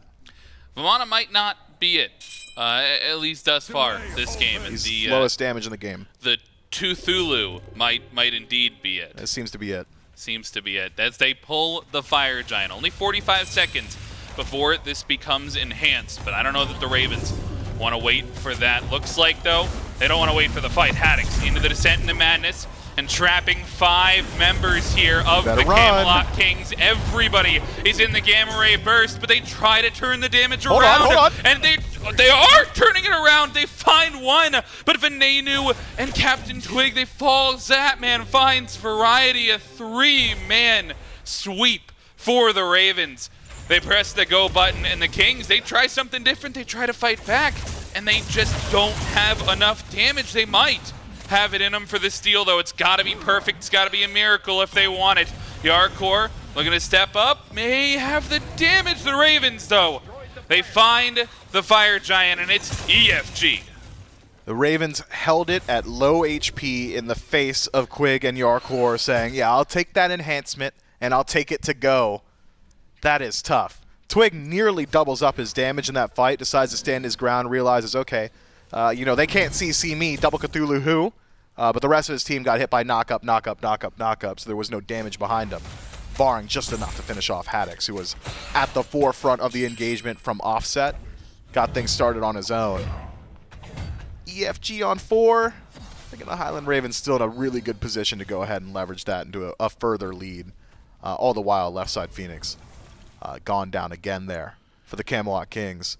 Thank you very much, Doug. Give it 30 seconds until we're team fight ready. 30 seconds. That's the timer.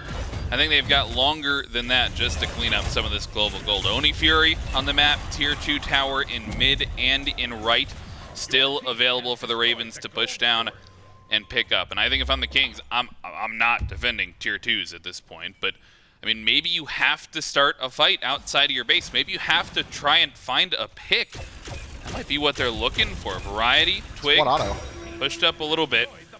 One singular auto. You can see the level of damage that Zapman is dealing. I suspect they give up the tier 2s, but, I mean, if they just let the Cthulhus walk into the Phoenixes like they did last time, I don't know how they defend this. We'll see. I think maybe had they even put up a defense around tier 2 and you get one of the Cthulhu ultimates, things look a little bit better. Having the Highland Ravens have access to all their resources before they make contact with your bird, maybe not ideal. Losing half of your bird before any ultimates are used either, perhaps not ideal either. The Camelot Kings got to figure something out. Scream. Damage on the left side, looking to trade with Variety. I don't know if Variety Help him, wins Twig! that 1v1. Twig Are you for standing real? there watching as the mid-Phoenix, they can't decide on a path to take the Camelot Kings. They're like, let's back up, let's help our soul laner, and they lose the mid-Phoenix for it. And those diamonds, Mifflin, they're all still full. Variety is fighting for his life on left, and Twig is just shaking pom-poms 15 feet away. I could not tell you what's happening there. A knock-up onto Scream forces beads, or maybe forces the ultimate if there's any CC follow-up. Or even just like Scorching Blink behind him into a knock-up. I don't know. There's inaction, not great. Blink in from Haddix, sent into madness, and Twig, he's in the fight as well, but Scream finds Tings to start things off, and Venenu answers with Variety as well. The damage is just too strong, and a quadra kill for Scream out of nowhere. The last hit's cleaned up by the jungler, and the Highland Ravens, they hit the final go button at the end. They're up 2-0. That is very clearly, maybe more so than ever in SMITE's history, a composition diff. I could sit there and rack my brains for 10 minutes at a time, and I'm sure that's exactly what was happening for the entirety of that game in the Camelot Kings camp. How do we win a team fight? What can we do? Does anybody have anything they could do to a Cthulhu? No? Okay. How do we win if we can't beat Cthulhu? I don't know. Can we split push? No, they've got teleports. What can you do besides change things up in P's and B's? That's the entirety of my takeaway. Yeah, I mean, definitely easy to bounce back in terms of, if you're thinking about it mentally like that, maybe it's not a hit. Like, oh darn, you know. I took the hit. Right. Not only was it a composition diff, but it's also a composition diff that you had to sit through 35 minutes of. Exactly. You're sitting there and thinking, man, I really hope they just die to my Phoenix. I sure hope someone just walks into me so I can find a free pick. I would be personally demoralized, but maybe just saying, I don't know. It is what it is. It is what it is. It'll roll off your back, I guess. These are veteran players, of right? Course. You got to imagine they're coming back to the table in game number 3 with a renewed sense of how they want to play the game. Certainly had 35 minutes to think about what they wanted to do potentially for picks and bans in game number 3. I'm so mental boomed if I'm them. For real. I don't know, man. I mean, even in the picks and bans, though, you have to imagine you have some mental fortitude.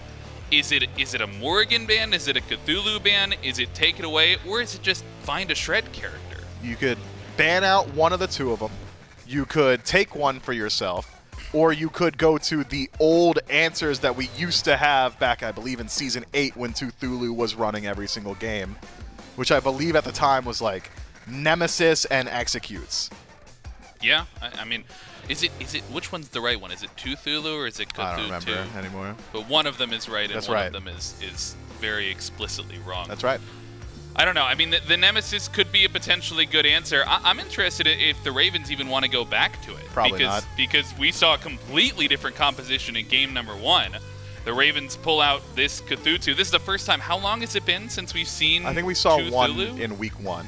we saw Sop play it. I don't know if we saw Morrigan. Was it just the one? I don't know, who's to say?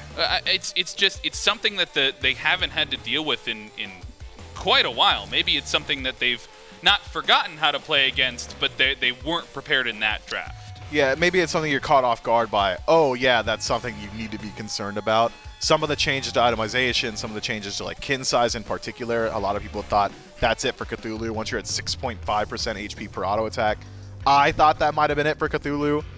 It wasn't it for Cthulhu. Wasn't it for Cthulhu? I'm a little bit focused on Twig because I'm not sure I was sold on the Erlang Shen. I'm maybe even less sold on the Vamana. I'm willing to say that game was so one-sided in draft that Twig didn't really have a whole lot of opportunities to play the Vamana. Could he have done more throughout the early game? I think so, maybe.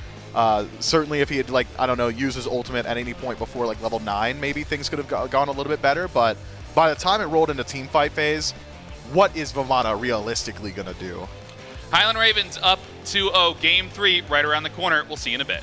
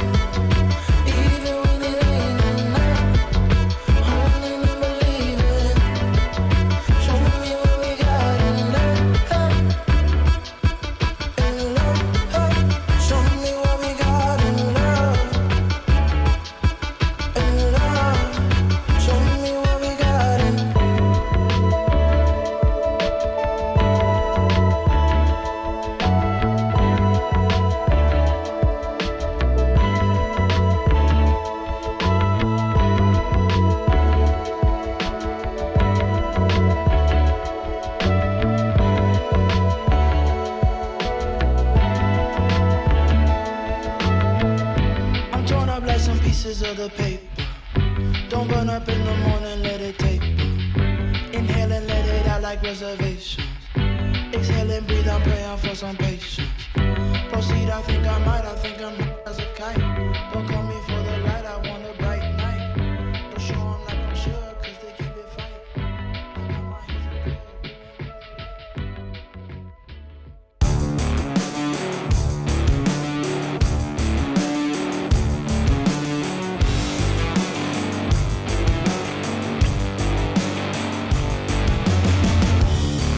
Can't find the words to say. Pack up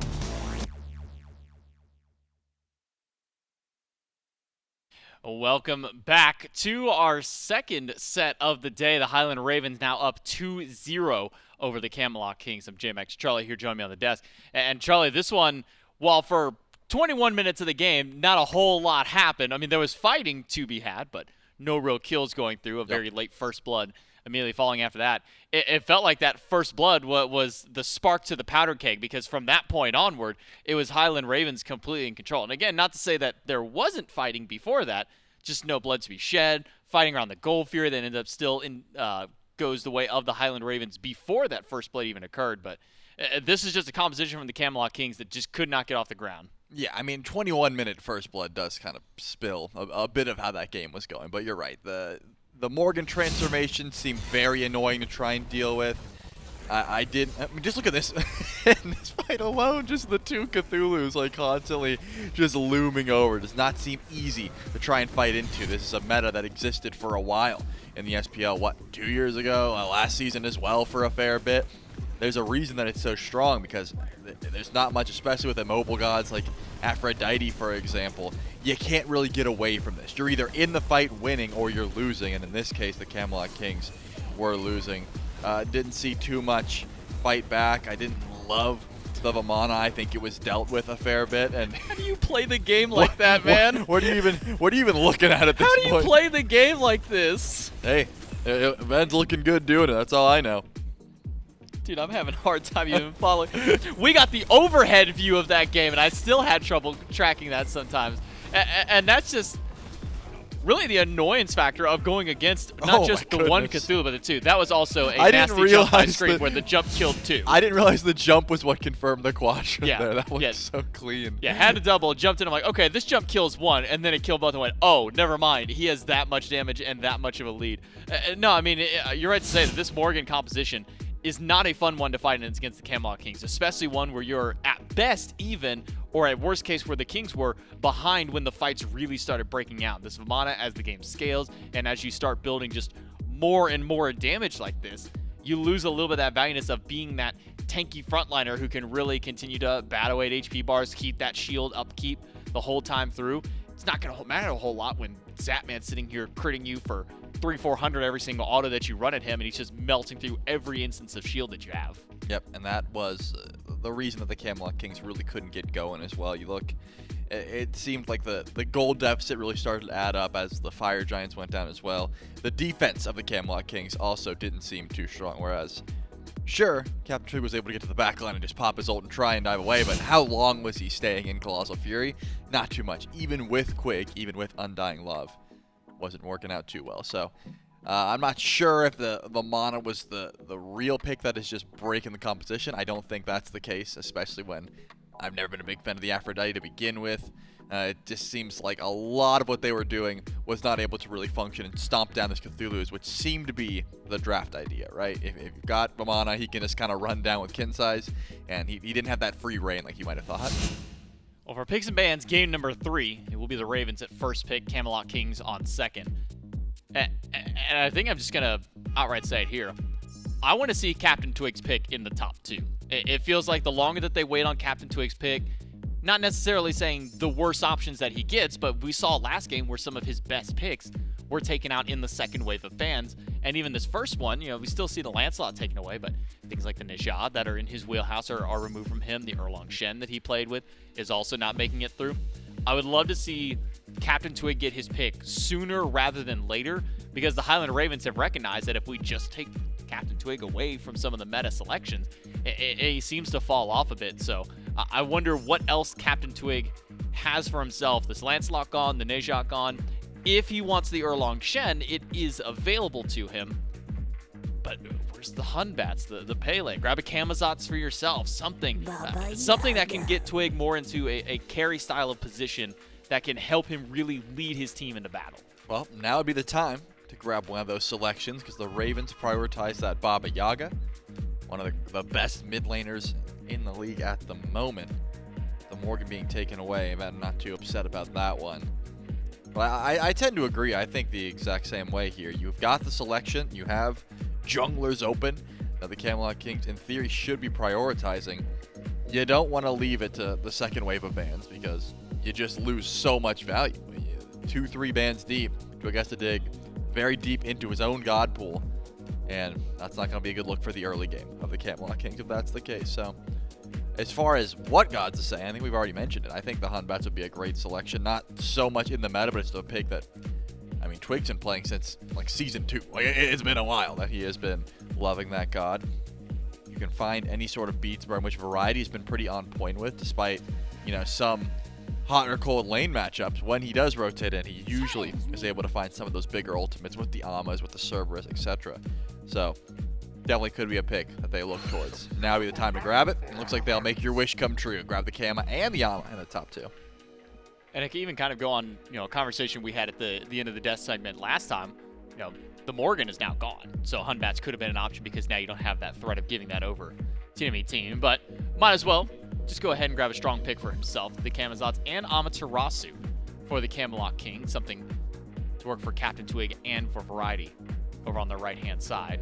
Highland Ravens do get Baba Yaga, though, and I think it's important to stress how strong this god has been for a lot of our mid laners here in the SPL.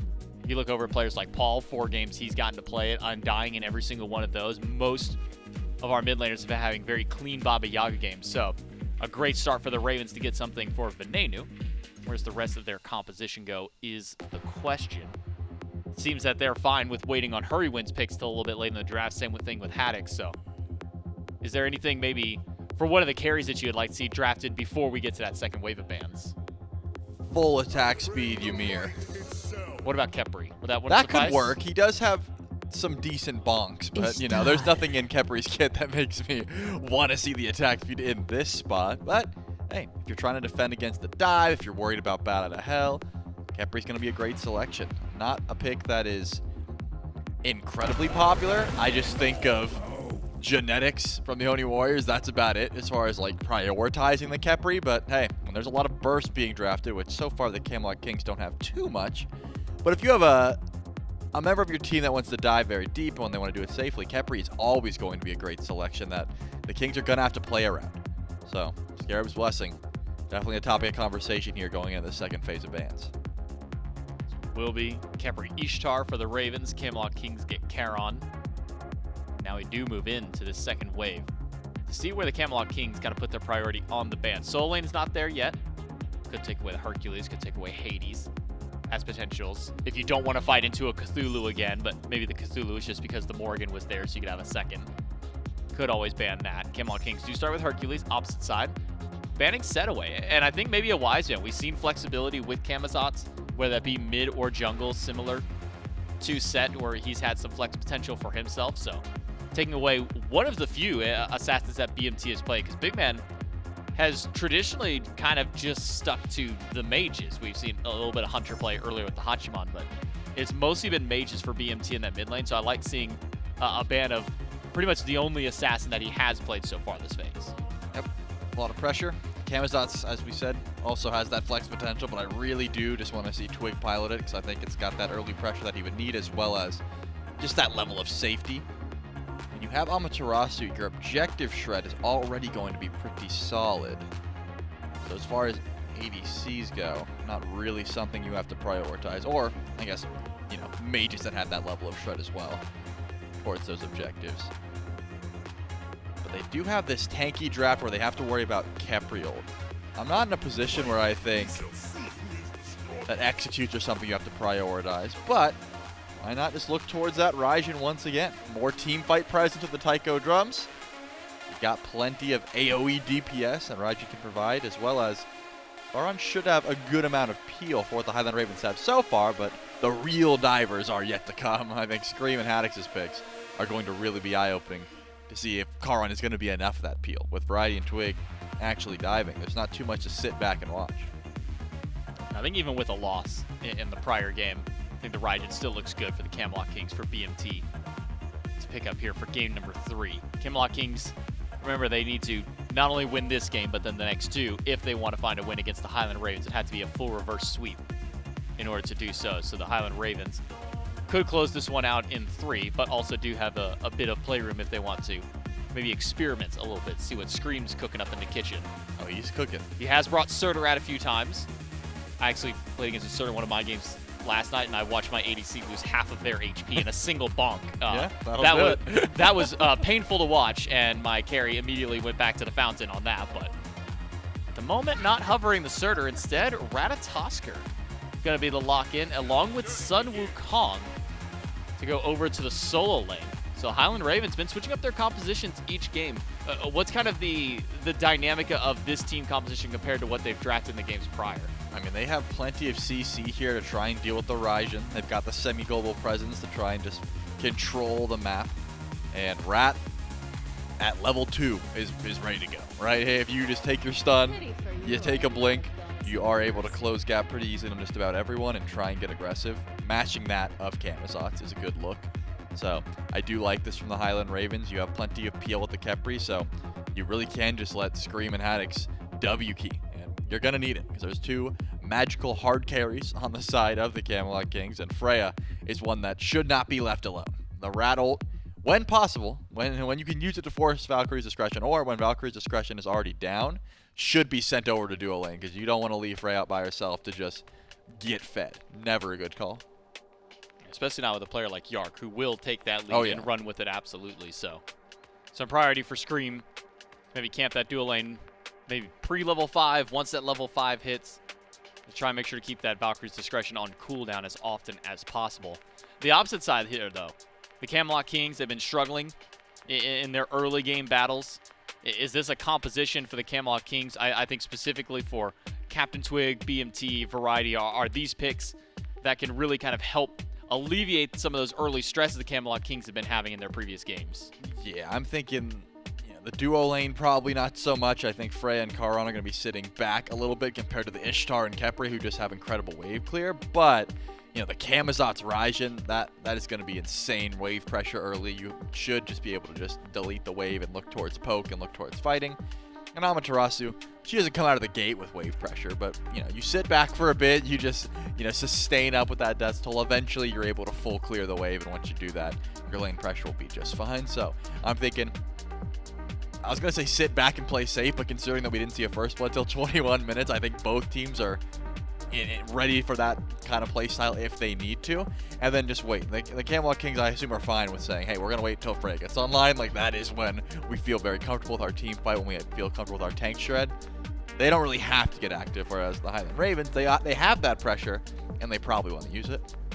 But also, at least just from seeing, I look at a Baba Yaga and I think, okay, we're probably looking like 3rd, maybe 4th item Prophetic Cloak, and sit back, maybe play a little bit more passive, kind of get through the early game as well. So I think this one might be one that looks towards, if we have another similar game from game 2, and this one we're sitting back waiting for 2021, if the game goes even, might have a bit of a, at least, similar level of clash out here in the mid game. You already mentioned that you'd like to see maybe CaptainTwig kind of going over, or not CaptainTwig, that Scream go over to the dual lane of the Camelot Kings, try and keep this Freya down. Where would you like to see CaptainTwig put his priority to try and get that win for the Camelot Kings? It's difficult because you don't really want to look towards solo, right? When you look and see a Sun Wukong, you're like, is that a lane I want to camp, or am I, if the ult's down, maybe. If the opportunity presents itself, you can go in, but more often than not, I think you might have to sit in your dual lane as well, just to make sure that Jarcorrr can get to late game. Well, we'll have to see if the Camelot Kings can make it through the early game, get themselves late, and find a win, or are the Highland Ravens going to close this one out in 3? We'll throw it over to our casters, Frog and Myth, for game 3. Thank you so much, J-Mac and Trelly on the desk. You got Frog, you got Mifflin, you got Doug as well. And once again, game number 3, we see a host of brand new picks to the set. I think we've kept 3. Zapman back on this Ishtar.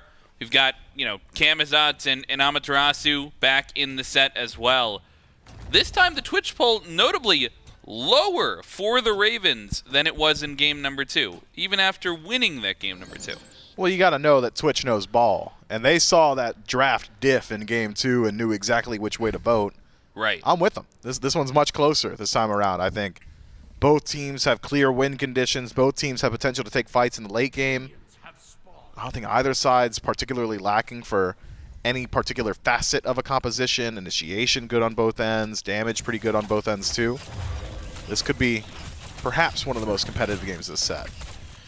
Yeah, the comps are definitely a little bit more competitive in terms of where the pressure wants to come from, and I think a big part of that is going to focus around these junglers. We saw even in set 1 today how much Sino was able to run the game on this Ratatoskr, just using the global pressure, being everywhere and using that early pressure.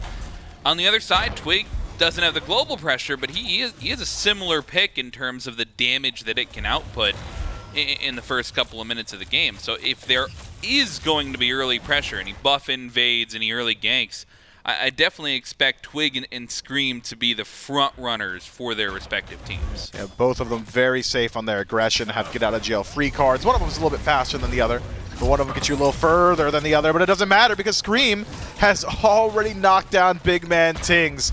Simple as that. Pops the claw shard, dashes forward and says, hey, I know Raijin does a whole lot of damage. Me too, though. I was actually going to get to the point and ask, like, over under 10 minutes, like, what do the comps look like? I would have said around 1 minute 5. Yeah? You would have said exactly 1 minute 5 seconds. I think so, yeah. You would have been exactly right. And I'm sure you would have perfectly called BigManTingz to fall. Yeah, 100%. I mean, that's clear. Right, very clear. Scream still putting. Oh my! He good? Oh my goodness, BigManTingz! Did you see his eyes? They rolled back, bro. The light left him. Bro, Hurriwind, he's under some pressure as well. 2 kills early for the Highland Ravens. Scream finds himself 2-0 less than 2 minutes into the game. Yeah, man. And remember when I said earlier, it's like a pretty big mental boom in game 2? I'm thinking you're not recovering if Variety gets knocked down here. Oh my goodness, Variety. It's a while. Yet they're still chasing him. He's so fast. Look at his cooldowns. He doesn't have dash. Show me the other Scream. cooldowns. He's looking for the dash. He dives under the No turret. way. No! Scream! It's okay.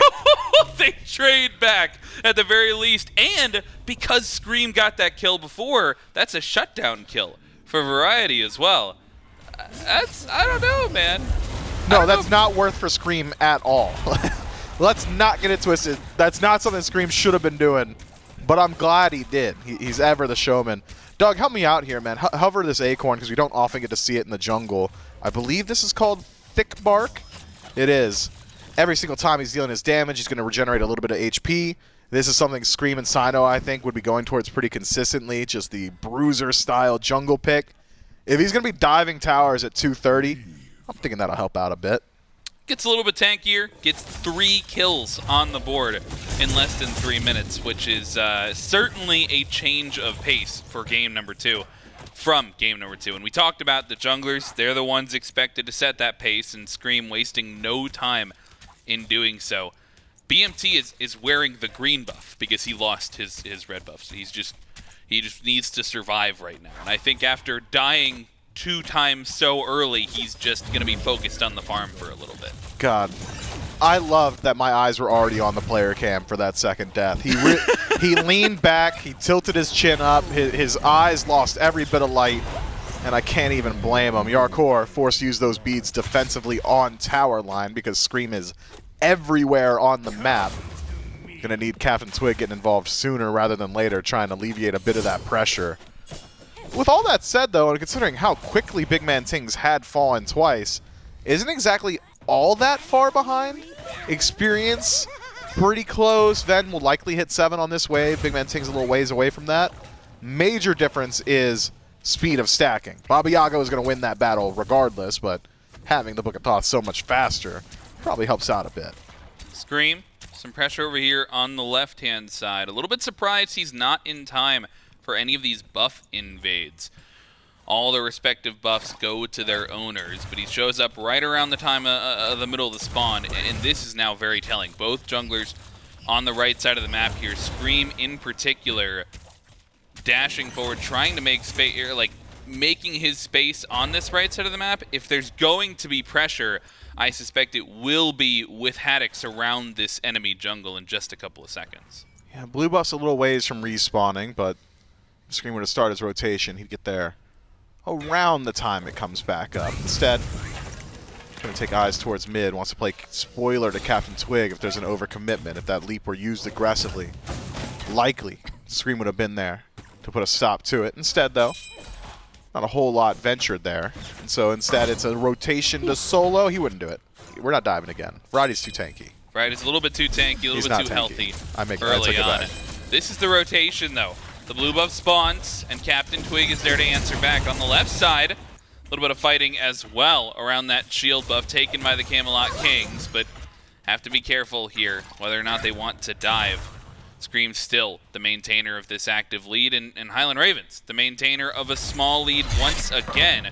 This could be a big turnaround, though. CaptainTwig, he's gotten Scream pretty low, still has the ultimate available. Have to use it for safety, but Scream looking for the chase, needs to find it. The knockups there, the kill is there as well. Variety, he's got to be careful this doesn't get turned around on. No mana? The body blocks, and Ven, he's rotated over Variety, finds the kill, and the dive might just come through. Ven just walking through the tower.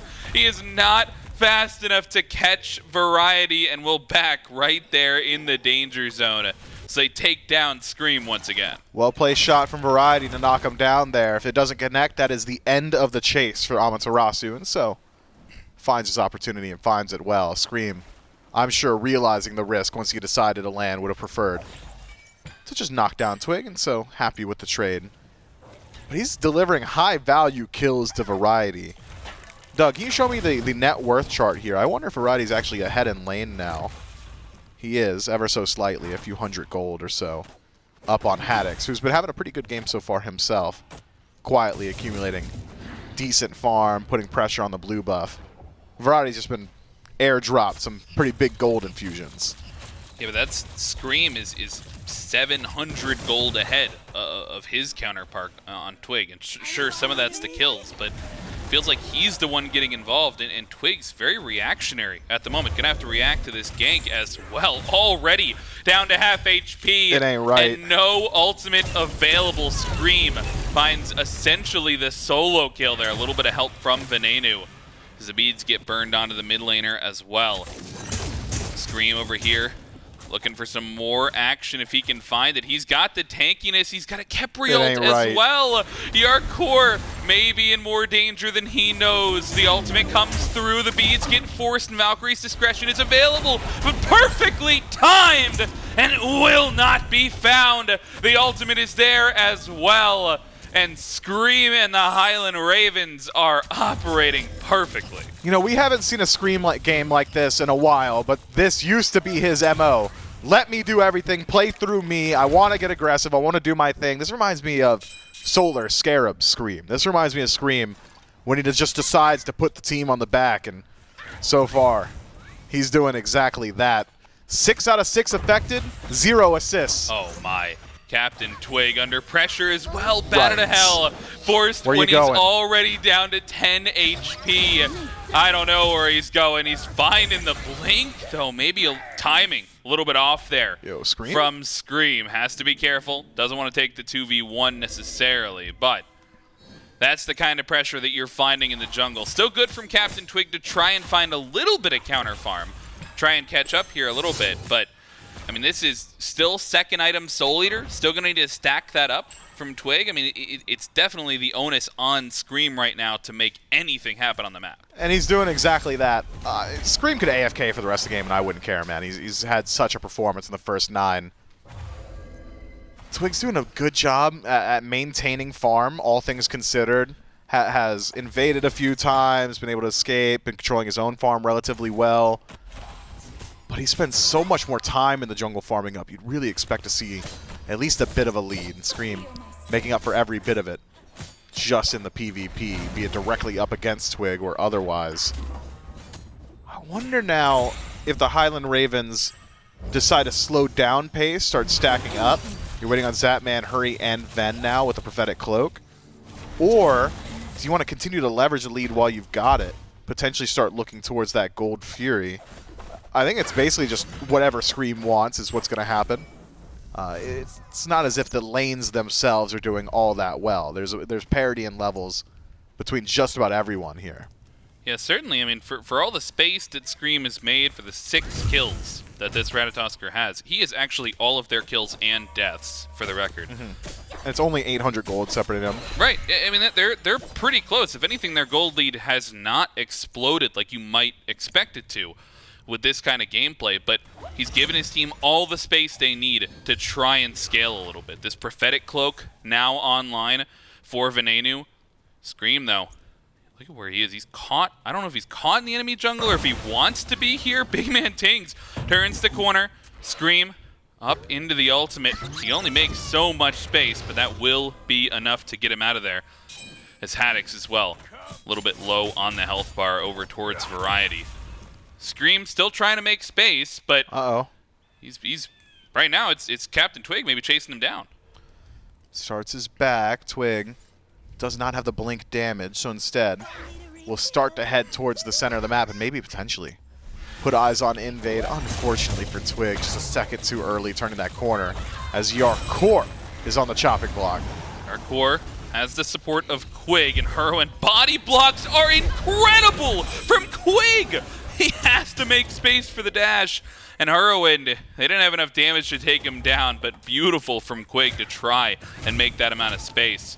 They went for the purple buff invade, weren't able to get it done, but they kept it on map, and now is time for Scream to rotate over if they want to look for something. But, I mean, back to my original point, this is just making space for his team. He is forcing all of the Kings to constantly be asking the question, where is the enemy jungler? Where is the Ratatoskr? And Scream just blinks in, burns beads. That's all he needs to do, because his mid laner's stacking up prophetic. The rest of his team, they're getting closer to their mid-game spikes. I wonder, though, you force back BigManTingz, you burn his beads, you know Meditation's down on Quig because of the fight just previously. I'd like to see the Highland Ravens do something with this lead. It's a small lead, but I'd like to see them play around that aggression.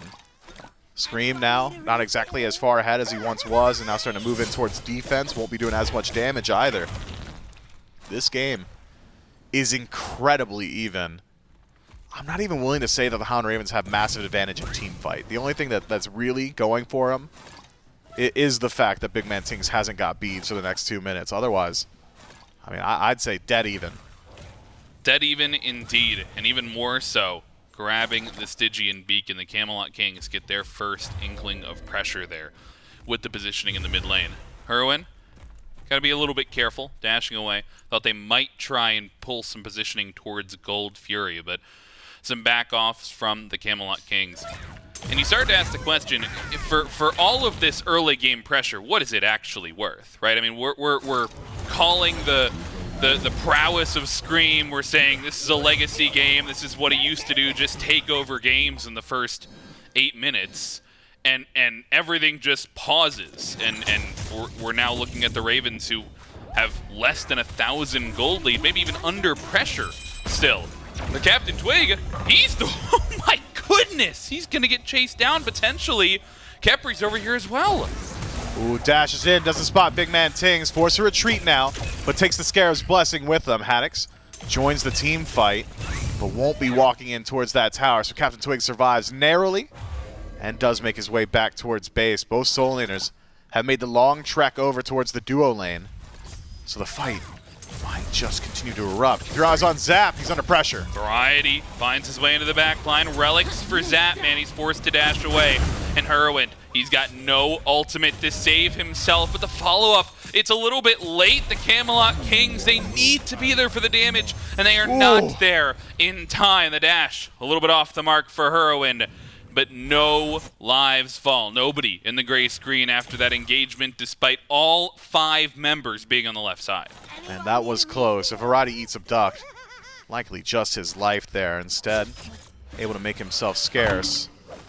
I like this jungle matchup for Scream. Twig with no ultimate doesn't have a whole lot of kill potential, doesn't have a lot of survivability either, so he'll just have to retreat once more. Fortunately for him, Soul Eater, plus the sustain from Vampiric Bats means that he should be able to stay out on field. Low mana though, maybe he heads back to base. No neutral objectives for either side. Both teams have incredibly strong scaling picks. Freya has gone just about untouched for this match. Early rotation from Scream, barring that. Hasn't really had too much happening in the duo lane, so 2 rings finished. Gonna hit that 3-ring power spike sooner rather than later. Then, another scaler, about to finish up his prophetic cloak, does so before I can even finish my thought. So now he's tanky, does decent damage too. Whoa. Scream in on the ultimate, Blink in as well. CaptainTwig in the area though, low on mana, still enough to dissuade the full-scale engagement from Scream. But those backs, those force, that might be a window for the Highland Ravens if they want to push down the tier 1, if they want to hop on the Gold Fury instead. It'll be a window for the Camelot Kings. They're on the Pyromancer, and I don't think Venenu is willing to step up to that one. They'll at least grab one neutral objective, and Twig, he's going to be here in time for this. The wave's on its way as well. Have to be careful of a steal, and the Kings take it away. They get both neutral objectives, and they're looking for the fight afterwards. Damage from Raijin is in towards the soul laner, and Jarcorrr, he's the first one to fall. Highland Ravens, they're turning it around, and they've caught in the backline Variety completely on his lonesome. Space for the Kings, though, if they want to continue the push. They will grab both objectives, all for losing one. Man, it was the dot damage from Vampiric Bats that secures the Gold Fury. 27 damage. Narrow margins. Unfortunate for the Highland Ravens, left it alive with just a bit left. And the Camelot Kings take both neutral objectives and perhaps a tier 1 tower to boot. And all of a sudden, that phenomenal early game, that's that 6-kill start, now 7, all on Scream, doesn't really amount to a whole lot when both experience and gold start to favor the other side. The rest of the Highland Ravens, I mean, they haven't exactly been given a lead, considering Scream did not share any of the kills. So maybe it is just up to Scream to continue to make things happen. This damage output, it's fallen off a lot with that Breastplate of Valor pickup. Yeah, Scream, one of the junglers known to go towards that tanky style of build. Zapman, though, he's the one under some pressure here on the left-hand side. Quig was forcing it down. They'll just steal the purple buff and walk away scot-free. You mentioned Jarcorrr basically untouched this game on the Freya. He falls, of course, in that last team fight for one of the kills, but still maintaining a level lead over Zapman here. First time we're seeing Freya this set, and I think, you know, nobody has to be told the damage that an unchecked Freya can do the longer we go in this game. But it's a lot, and it's a lot of safety too. I guess the next minute, though, means that that safety mitigated a bit for Jarcorrr. Not a lot of places for the Highland Ravens to force a fight around Jarcorrr, though. Not a whole lot of reason to be on the left side of the map. Ball's in the Highland Ravens court now. I'll be keeping my eyes on the itemization. Cyclopean Ring for Yark. Some CDR, a little bit of additional burst damage, but not one that we get to see all that often. I mean, it's a ring. Triple ring build. It's going to happen anyway. But it's a little bit different. A little bit different. Certainly no shortage of damage, though. Hold that thought. BigManTingz beads get forced out. Look at the trap, though. Haddix, he found the teleport into the back, and a 2-man ultimate from Scream in onto the mid laner. Tingz falls first, and the damage continues. Quig, he'll be the next to fall. Scream is on a rampage. 9-2 thus far in this game. Not only 100% of his team's kills, but all the deaths as well. Just the entire game right now. Yeah, Scream's the only one playing Smite. The rest of them are doing something else. Pushing left side, seems like, for the Highland Ravens. That was a great catch out on the BigManTingz. Good chase down as well. Scream's been doing that pretty frequently. Puts himself in decent position, saves the ultimate for the chase. We'll see what the punish game looks like, though. Tier 1, Tier 2, both taken. Highland Ravens knock down a few structures and don't even have to sacrifice anything on map. Variety, considering a push into the Tier 2 himself, has to contend with Scream. And here's the thing, Scream's just about built like a soul laner, so doesn't really suffer too much in that 1v1. In fact, puts himself even further ahead. Now 3 levels up. Make that 2 as Twig cresses 16 on his direct jungle opponent. I'm thinking I need to see that 0 turn into like a 1 or a 2 pretty soon, though. Scream, he could share some kills. You don't really need that much gold. I don't know, man. I feel like if you're telling a jungler who's having a game like that to share some kills, I feel like that's not. Imagine if Ven had like a finished Obshrug right now or something. Yeah, okay. I mean, I see your point. That would certainly be beneficial. Or like if Zap had like any crit. For the team. Yeah, that sounds beneficial. I mean, I wouldn't do it. Also beneficial, though, is the space that he's creating. He's certainly wasting no time in dashing in. They're picking up the Pyromancer, Highland Ravens. They've got the positioning here. Haddix up a little bit, finds the double knockup, but the space not comfortable enough for them to just pick up the objective.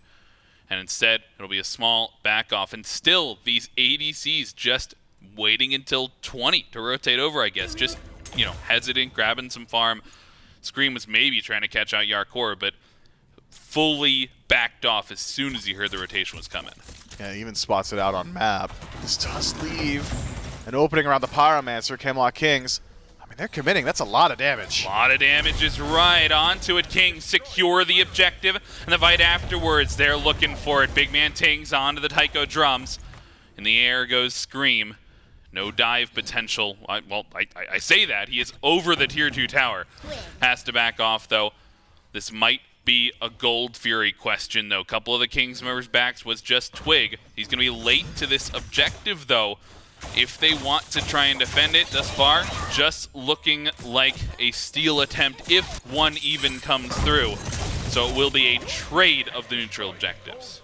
Runic Bomb in play for variety, so we'll keep our eyes on that. Never mind, Runic Bomb out of play, knocks down the tier 2 tower. Value's good. I'll say Camelot Kings come out ahead on that trade. How far ahead? Not very. Gold lead, minuscule. Experience lead, just about non-existent as well. And so, with most relevant parties starting to approach 20, I'm thinking the Highland Ravens might have advantage just because Scream's going to hit 20 relatively shortly, whereas CaptainTwig is still hovering at 17. Hasn't quite been able to get active on map on this Camazotz either. Very low damage output from the Camelot Kings jungler. Yeah, just have Scream clear out some waves, hit 20, head back to base, get that protector of the jungle, start leveraging that pressure. All the while, though, he's not the only one. Ven joins the level 20 club. Likely a pendulum on back for him once he's accumulated the gold, about 300 gold out from that being the case. So I'd say 30, 40 seconds until the Highland Ravens can reset again, and then the team fight might come. So here's my question, right? This stage of the game, 22 minutes in. So far, Scream is maybe the only one that has played the game. That's right. Right? So we're at about the point in the game where similar, I won't even get to, BigManTingz forced out, Beads and Blink traded for from Scream. He has been forcing a lot of these engagements, but, you know, imagine game number 2, where at this point, we call it even, gold is even, experience is essentially even at this point in the game as well. And if you exclude Scream, we haven't even gotten to First Blood yet. Okay. All right, I'm with that. And so let's just say we're around the point in the game, Fire Giant's starting to be talked about. Let's say everybody starts playing Smite all of a sudden. How do these team fights look? Man, it's hard to say. We haven't seen a team fight just yet. Asking me to predict the interactions. I'd say CaptainTwig probably blinks into the back line, maybe connects Vampiric Bats with Zapman. That would force a defensive dash from him. All the while, Variety's saying dash is down, so he's going to chase that one out. Hurriwind then has to direct his attention to that. Is this what you wanted? That's a little bit more in depth than I was hoping for. I'm really looking for the engage points, because so far it's just been Scream, and so far maybe on this side it's Scream to his detriment, because he dashes in versus 3. Out? No. I don't know. He's got to use the Aegis to survive. But this is he going back in? The re-engage could be huge. He is going back in. He's found the damage onto Jarcorrr, and the Scarab's Blessing is good for another dash. Venenu finds Yark. First Blood. And the damage continues. First Blood on anybody other than Scream. The Highland Ravens, they grab 1. They grab the tier 1 as well, and this might be an objective pull. Even when Scream's getting picked out, he's winning, right? It just distracts the Camelot Kings, gets Valkyrie's Discretion off Jarcorrr, reinitiates and says, yo, hurry, you got me. Answer was yes. Fire Giant down to half HP. CaptainTwig is out of there. BMT, Quig, Variety, nobody wants to step up to this one. The Highland Ravens secure the Fire Giant at 25 minutes into this one. Titans pushing down mid lane, but won't be a huge deal. I think they'll grab the tier 1. They might keep pushing. This Fire Giant, though, is the first real semblance of a lead, it feels like, for either of these teams. And it's all off the back from Camelot Kings finally deciding to stick to a team fight. Twig clotheslined by the stun, able to retreat with the leap. Still had access to the ultimate as well as Bead, so maybe not under massive threat there. trigger discipline on both means that he'll have them for the next round of team fights. Highland Ravens have just got so much gold to collect. Grab a Runic Bomb. Could reset, could go immediately over to the Primal Fury, fill their coffers a bit more before they reset towards base. A little bit easier now. Start thinking about the siege and how well it plays or how well it doesn't play. Highland Ravens, largely standard composition. Haddix gonna be able to tank up those towers relatively easily. Somersault Cloud if things start to get dicey. All the while Zapman gonna be peppering in damage towards the structure. So how does the base defense look for the Camelot Kings? I think it almost entirely rides on the shoulders of BigManTingz. Quig hasn't exactly gotten the most done on Charon, and it's very difficult to utilize Charon defensively. If your ultimate isn't hitting 3 or 4 people, you really don't have awesome AoE CC that's going to stop a team fight. It's just a few silences, some HP shields, generally from range as well. So no clear initiation for the Camelot Kings outside of Variety. But I'm not sure Variety's surviving the onslaught of damage that is the Highland Ravens now. I'm keeping my eyes on Tings. I'd say Twig too, but Twig's really struggling to find his damage in these fights. Yeah, I mean, Twig, traditionally known as one of the more setup style of junglers, building hybrid. We've seen him the last 2 games go Warriors, this time on a full damage assassin. It's all Camazotz does is damage. All Camazotz does is damage.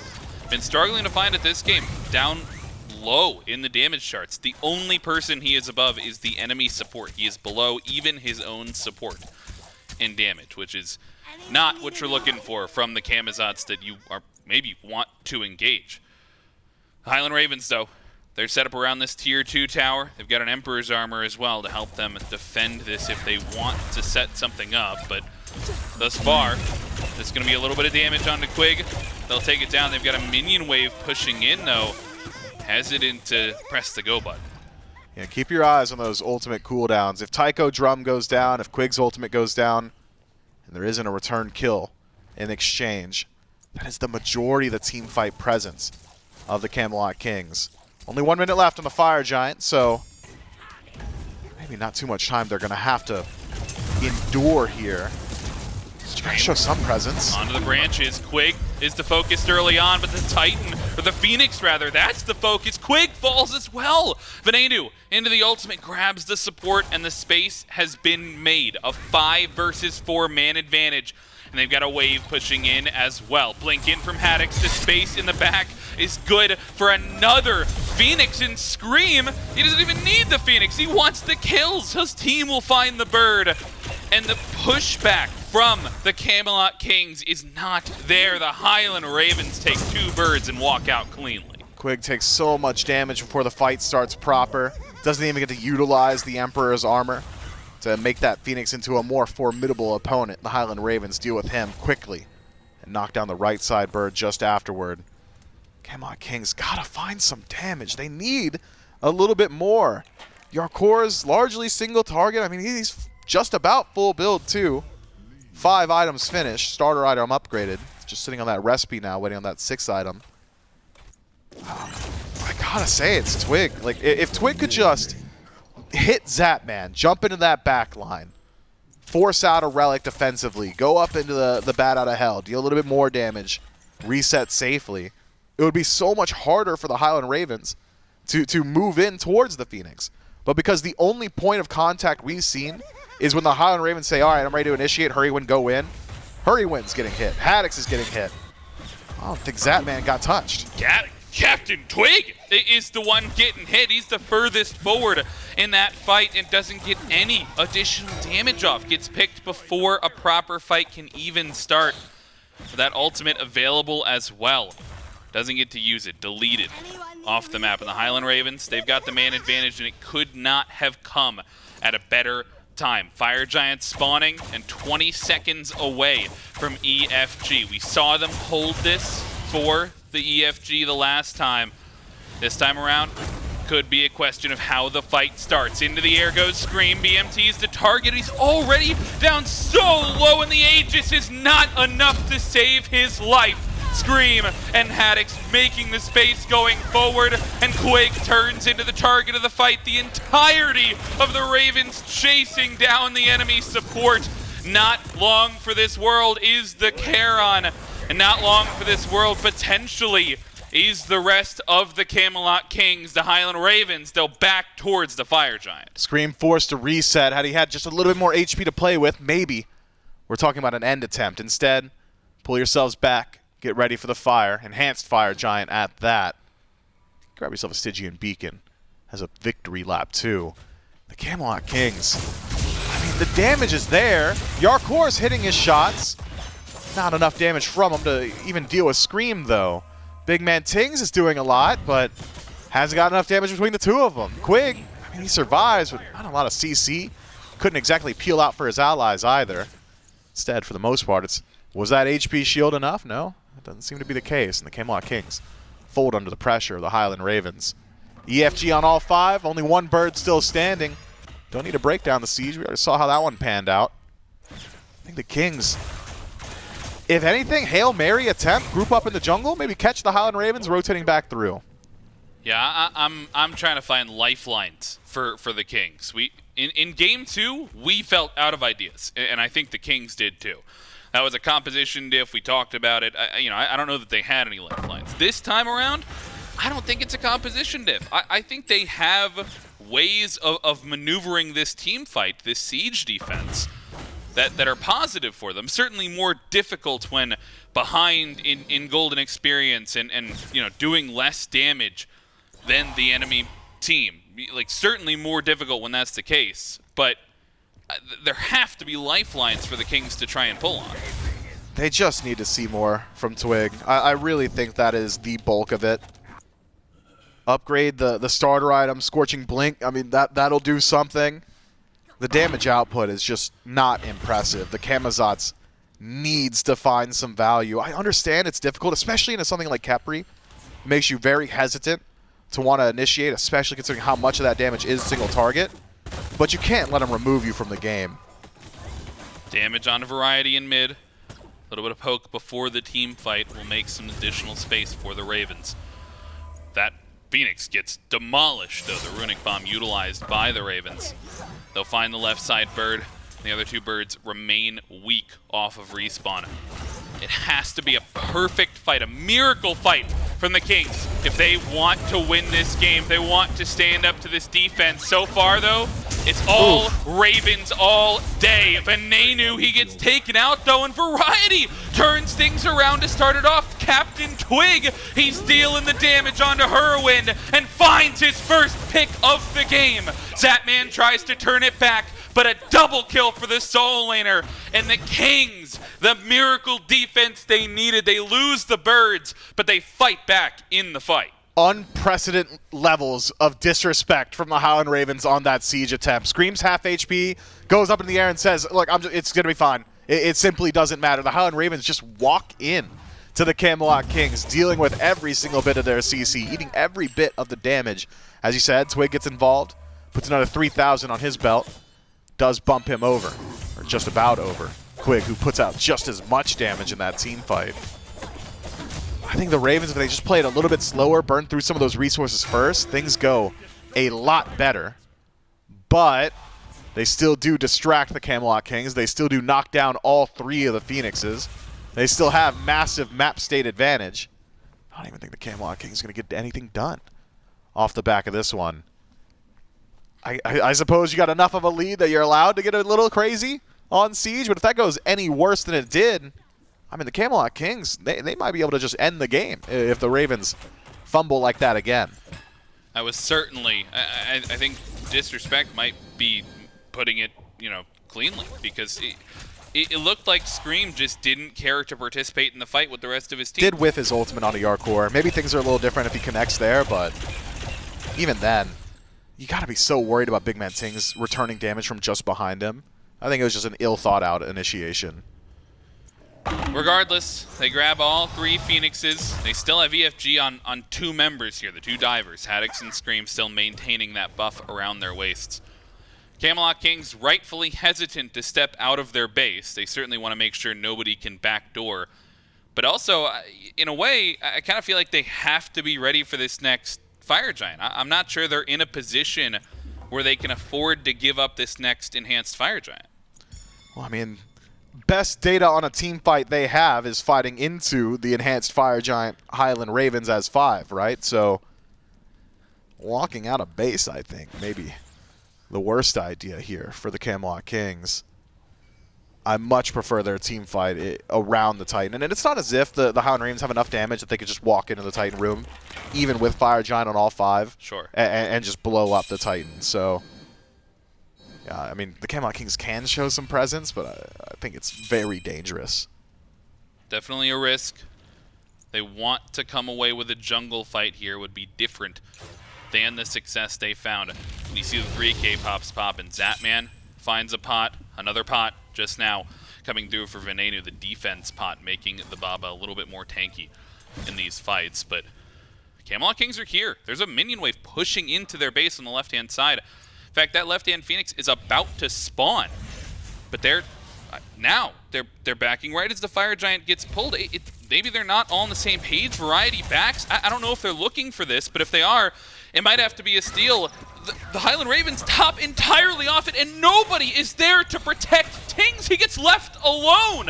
And CaptainTwig is a little bit alone on the front as well. Such a disconnected fight from the Camelot Kings, and they get punished for it. Tings falls, Variety falls, and the Highland Ravens pushing down mid. Such a greedy play from the Kings. They want to send Variety back to base to defend Phoenix and defend the Fire Giant. You just can't do both at the same time. Zapman pops his Aegis and stands still, says, last chance, buddy. Jarcorrr certainly finds it to be the last chance, but he doesn't have enough in the tank, and I don't know that the remaining 2 members of the Kings have enough in the tank either. They're on to the Titan, and they're looking for kills instead. CaptainTwig to fall. Quig makes his way back to base, but the Titan, the next target. It might be a little bit disrespectful looking for the kills, but in the end, the Highland Ravens clean it up in 3. I mean, the team fights for a period looked like they might be a bit more even. That game was in control of the Camelot Kings for a while, even in spite of Scream's phenomenal early game. But by the time that first Fire Giant goes down, the first few structures, the team fight completely falls apart. Congratulations to the Ravens. I mean, they made it look easy. They did. They made it look easy, and they made it look easy with 3 completely different compositions as well, which is, and we've complimented the adaptability of this team in the past. They brought Zapman on. Every time we've had an interview with them, they remain level-headed. They're focused towards Worlds. They're trying stuff out. And the fact that they're able to win with 3 different compositions, 3 different win conditions, certainly bodes well for the uniformity of this squad. It does. The Ravens have always been a team that have been maybe more loose with their overall identity. I remember back in Phase 1, we talked to Haddix and says, are you guys an early game team? Are you a late game team? What is it that you're aiming for? He said, we're a team. It looks pretty good. Jack of all trades, master of none doesn't apply. These guys are competitors. They are indeed a team. That is in fact a true statement. Highland Ravens, they take it in 3. That'll do it for me, and Mifflin will throw it back to the desk to break it down. And Game 3 over to the Highland Ravens, find themselves a set win over the Camelot Kings in a sweeping fashion. And Trelly, it's not often that we look up at a game 10 minutes in and we see, say, 9-2 on a scoreboard, and every single one of those kills is on a single person. Scream had, I think, started out 9 kills, 2 deaths to his name, and that was all those as far as scoreboard is concerned. But that early lead didn't necessarily get the Highland Ravens that win. It's once we started getting to this team fight stage, the Highland Ravens composition really started to pull together. What I found interesting is game number 2, the 21-minute first blood. Game number 3, 21 minutes before anyone besides Scream got a kill on the Ravens. So it's pretty similar if you think about it. It was just a lot more action from the Ratatoskr.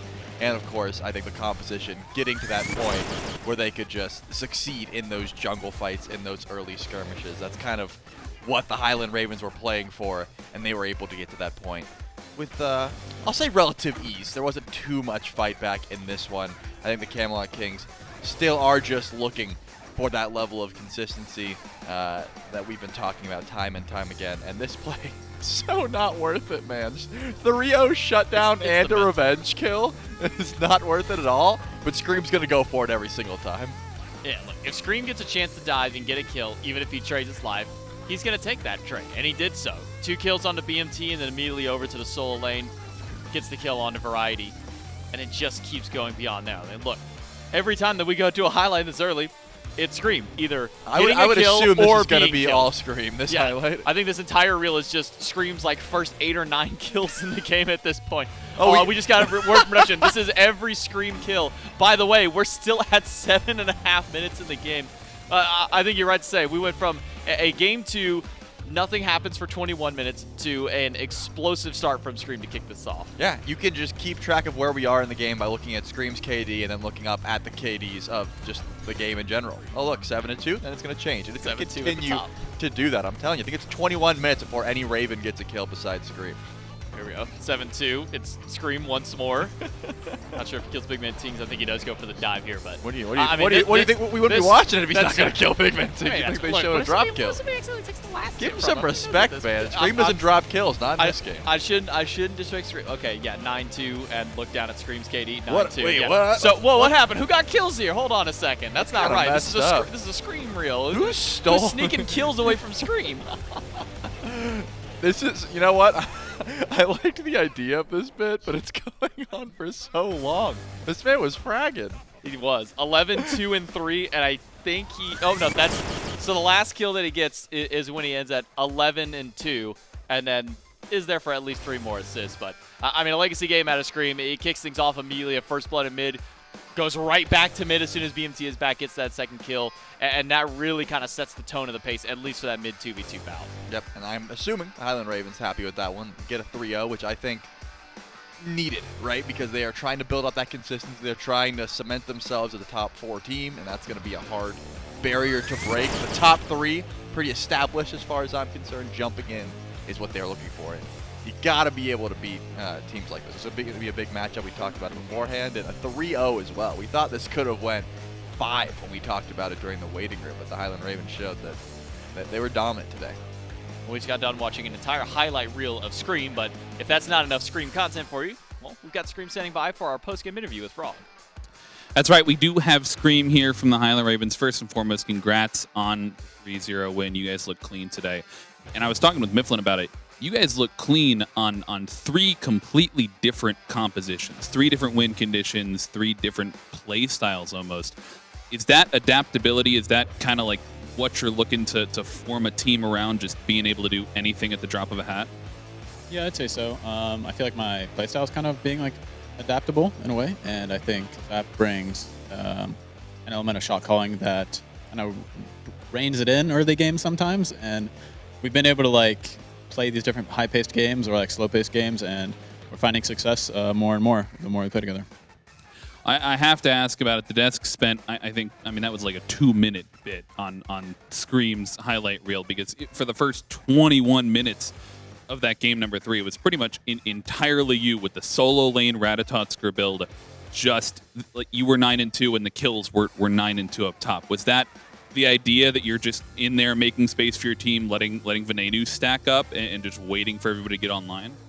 Yeah, the jungle meta, it's kind of a hybrid meta, I'd say. Like, Breastplate's really hard, but I didn't expect to get that fed that game, but it's always fun running around with like 10 kills. I was still behind their mid laner at the same time, so maybe we get that checked out.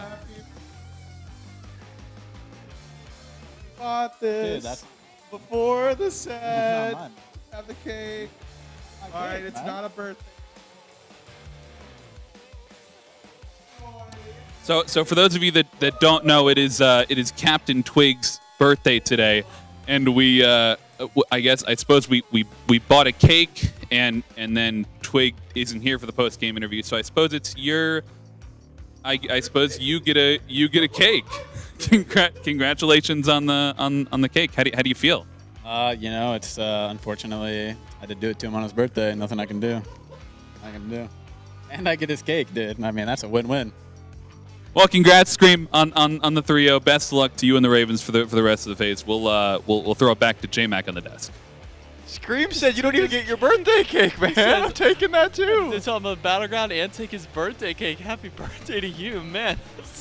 And Myth hand-delivered it? He could have waited. He could have gave it to Twig on his way out, but he wanted to give it to Scream. Wow. I can't believe that Scream just got his birthday cake. That's so rude. I don't know what to say about this. I don't know. I don't know what to say more. So we'll move beyond there. Please. And congratulate the Highland Ravens once more on a well-deserved win for themselves. I do believe that puts them even in the standings right now on their win-loss. I think a 3-3 for the team right now puts them in a good spot to continue this upward trend, at least the back half of the phase. Remember, 10 games total between the teams, so having it at this 6 being still at the 50-50 means there is still room for improvement. But I think right now, at least similar to what we saw in phase number 1, Trelly, that division in particular is not super close at the moment. It's one team on top and then everybody immediately below that. Yep, I think the placements are so important. I've been highlighting it as much as possible that we are in the road to Worlds. This is very important, getting these wins, especially in these closer seeded matchups. So I think we'll get a better look as how everyone's looking once we get a look at those standings. Yeah, we can take a look at the schedule to see what we have in store for the rest of our weekend. 2 big matchups to start off the day. We had the Atlantis Leviathans find their 3-2 win over the Styx Ferrymen, hand-delivered. The Ferrymen, their first loss of the phase, and simultaneously taking the top seed in their division. And then the Highland Ravens with a 3-0 over the Camelot Kings. Tomorrow, we start off with the Styx Ferrymen against the Gilded Gladiators. We get to see how the Gladiators look with their new roster. Snoopy moving from mid over to ADC. Jengaru now joining that roster. Kind of see how things shake up over on that side. Camelot Kings will go against the Eldritch Hounds tomorrow. We'll get a new look at the Hounds, because remember now Coast has moved his way from that team to the Jade Dragons, and that brings Stewart over to the Eldritch Hounds team. And then, as I just said, Jade Dragons now with Vaporch Coast in their squad go against the Atlantis Leviathans on a Sunday, and they'll have the Oni Warriors and Highland Ravens to close out our weekend. And that will conclude for week number 4 of SMITE.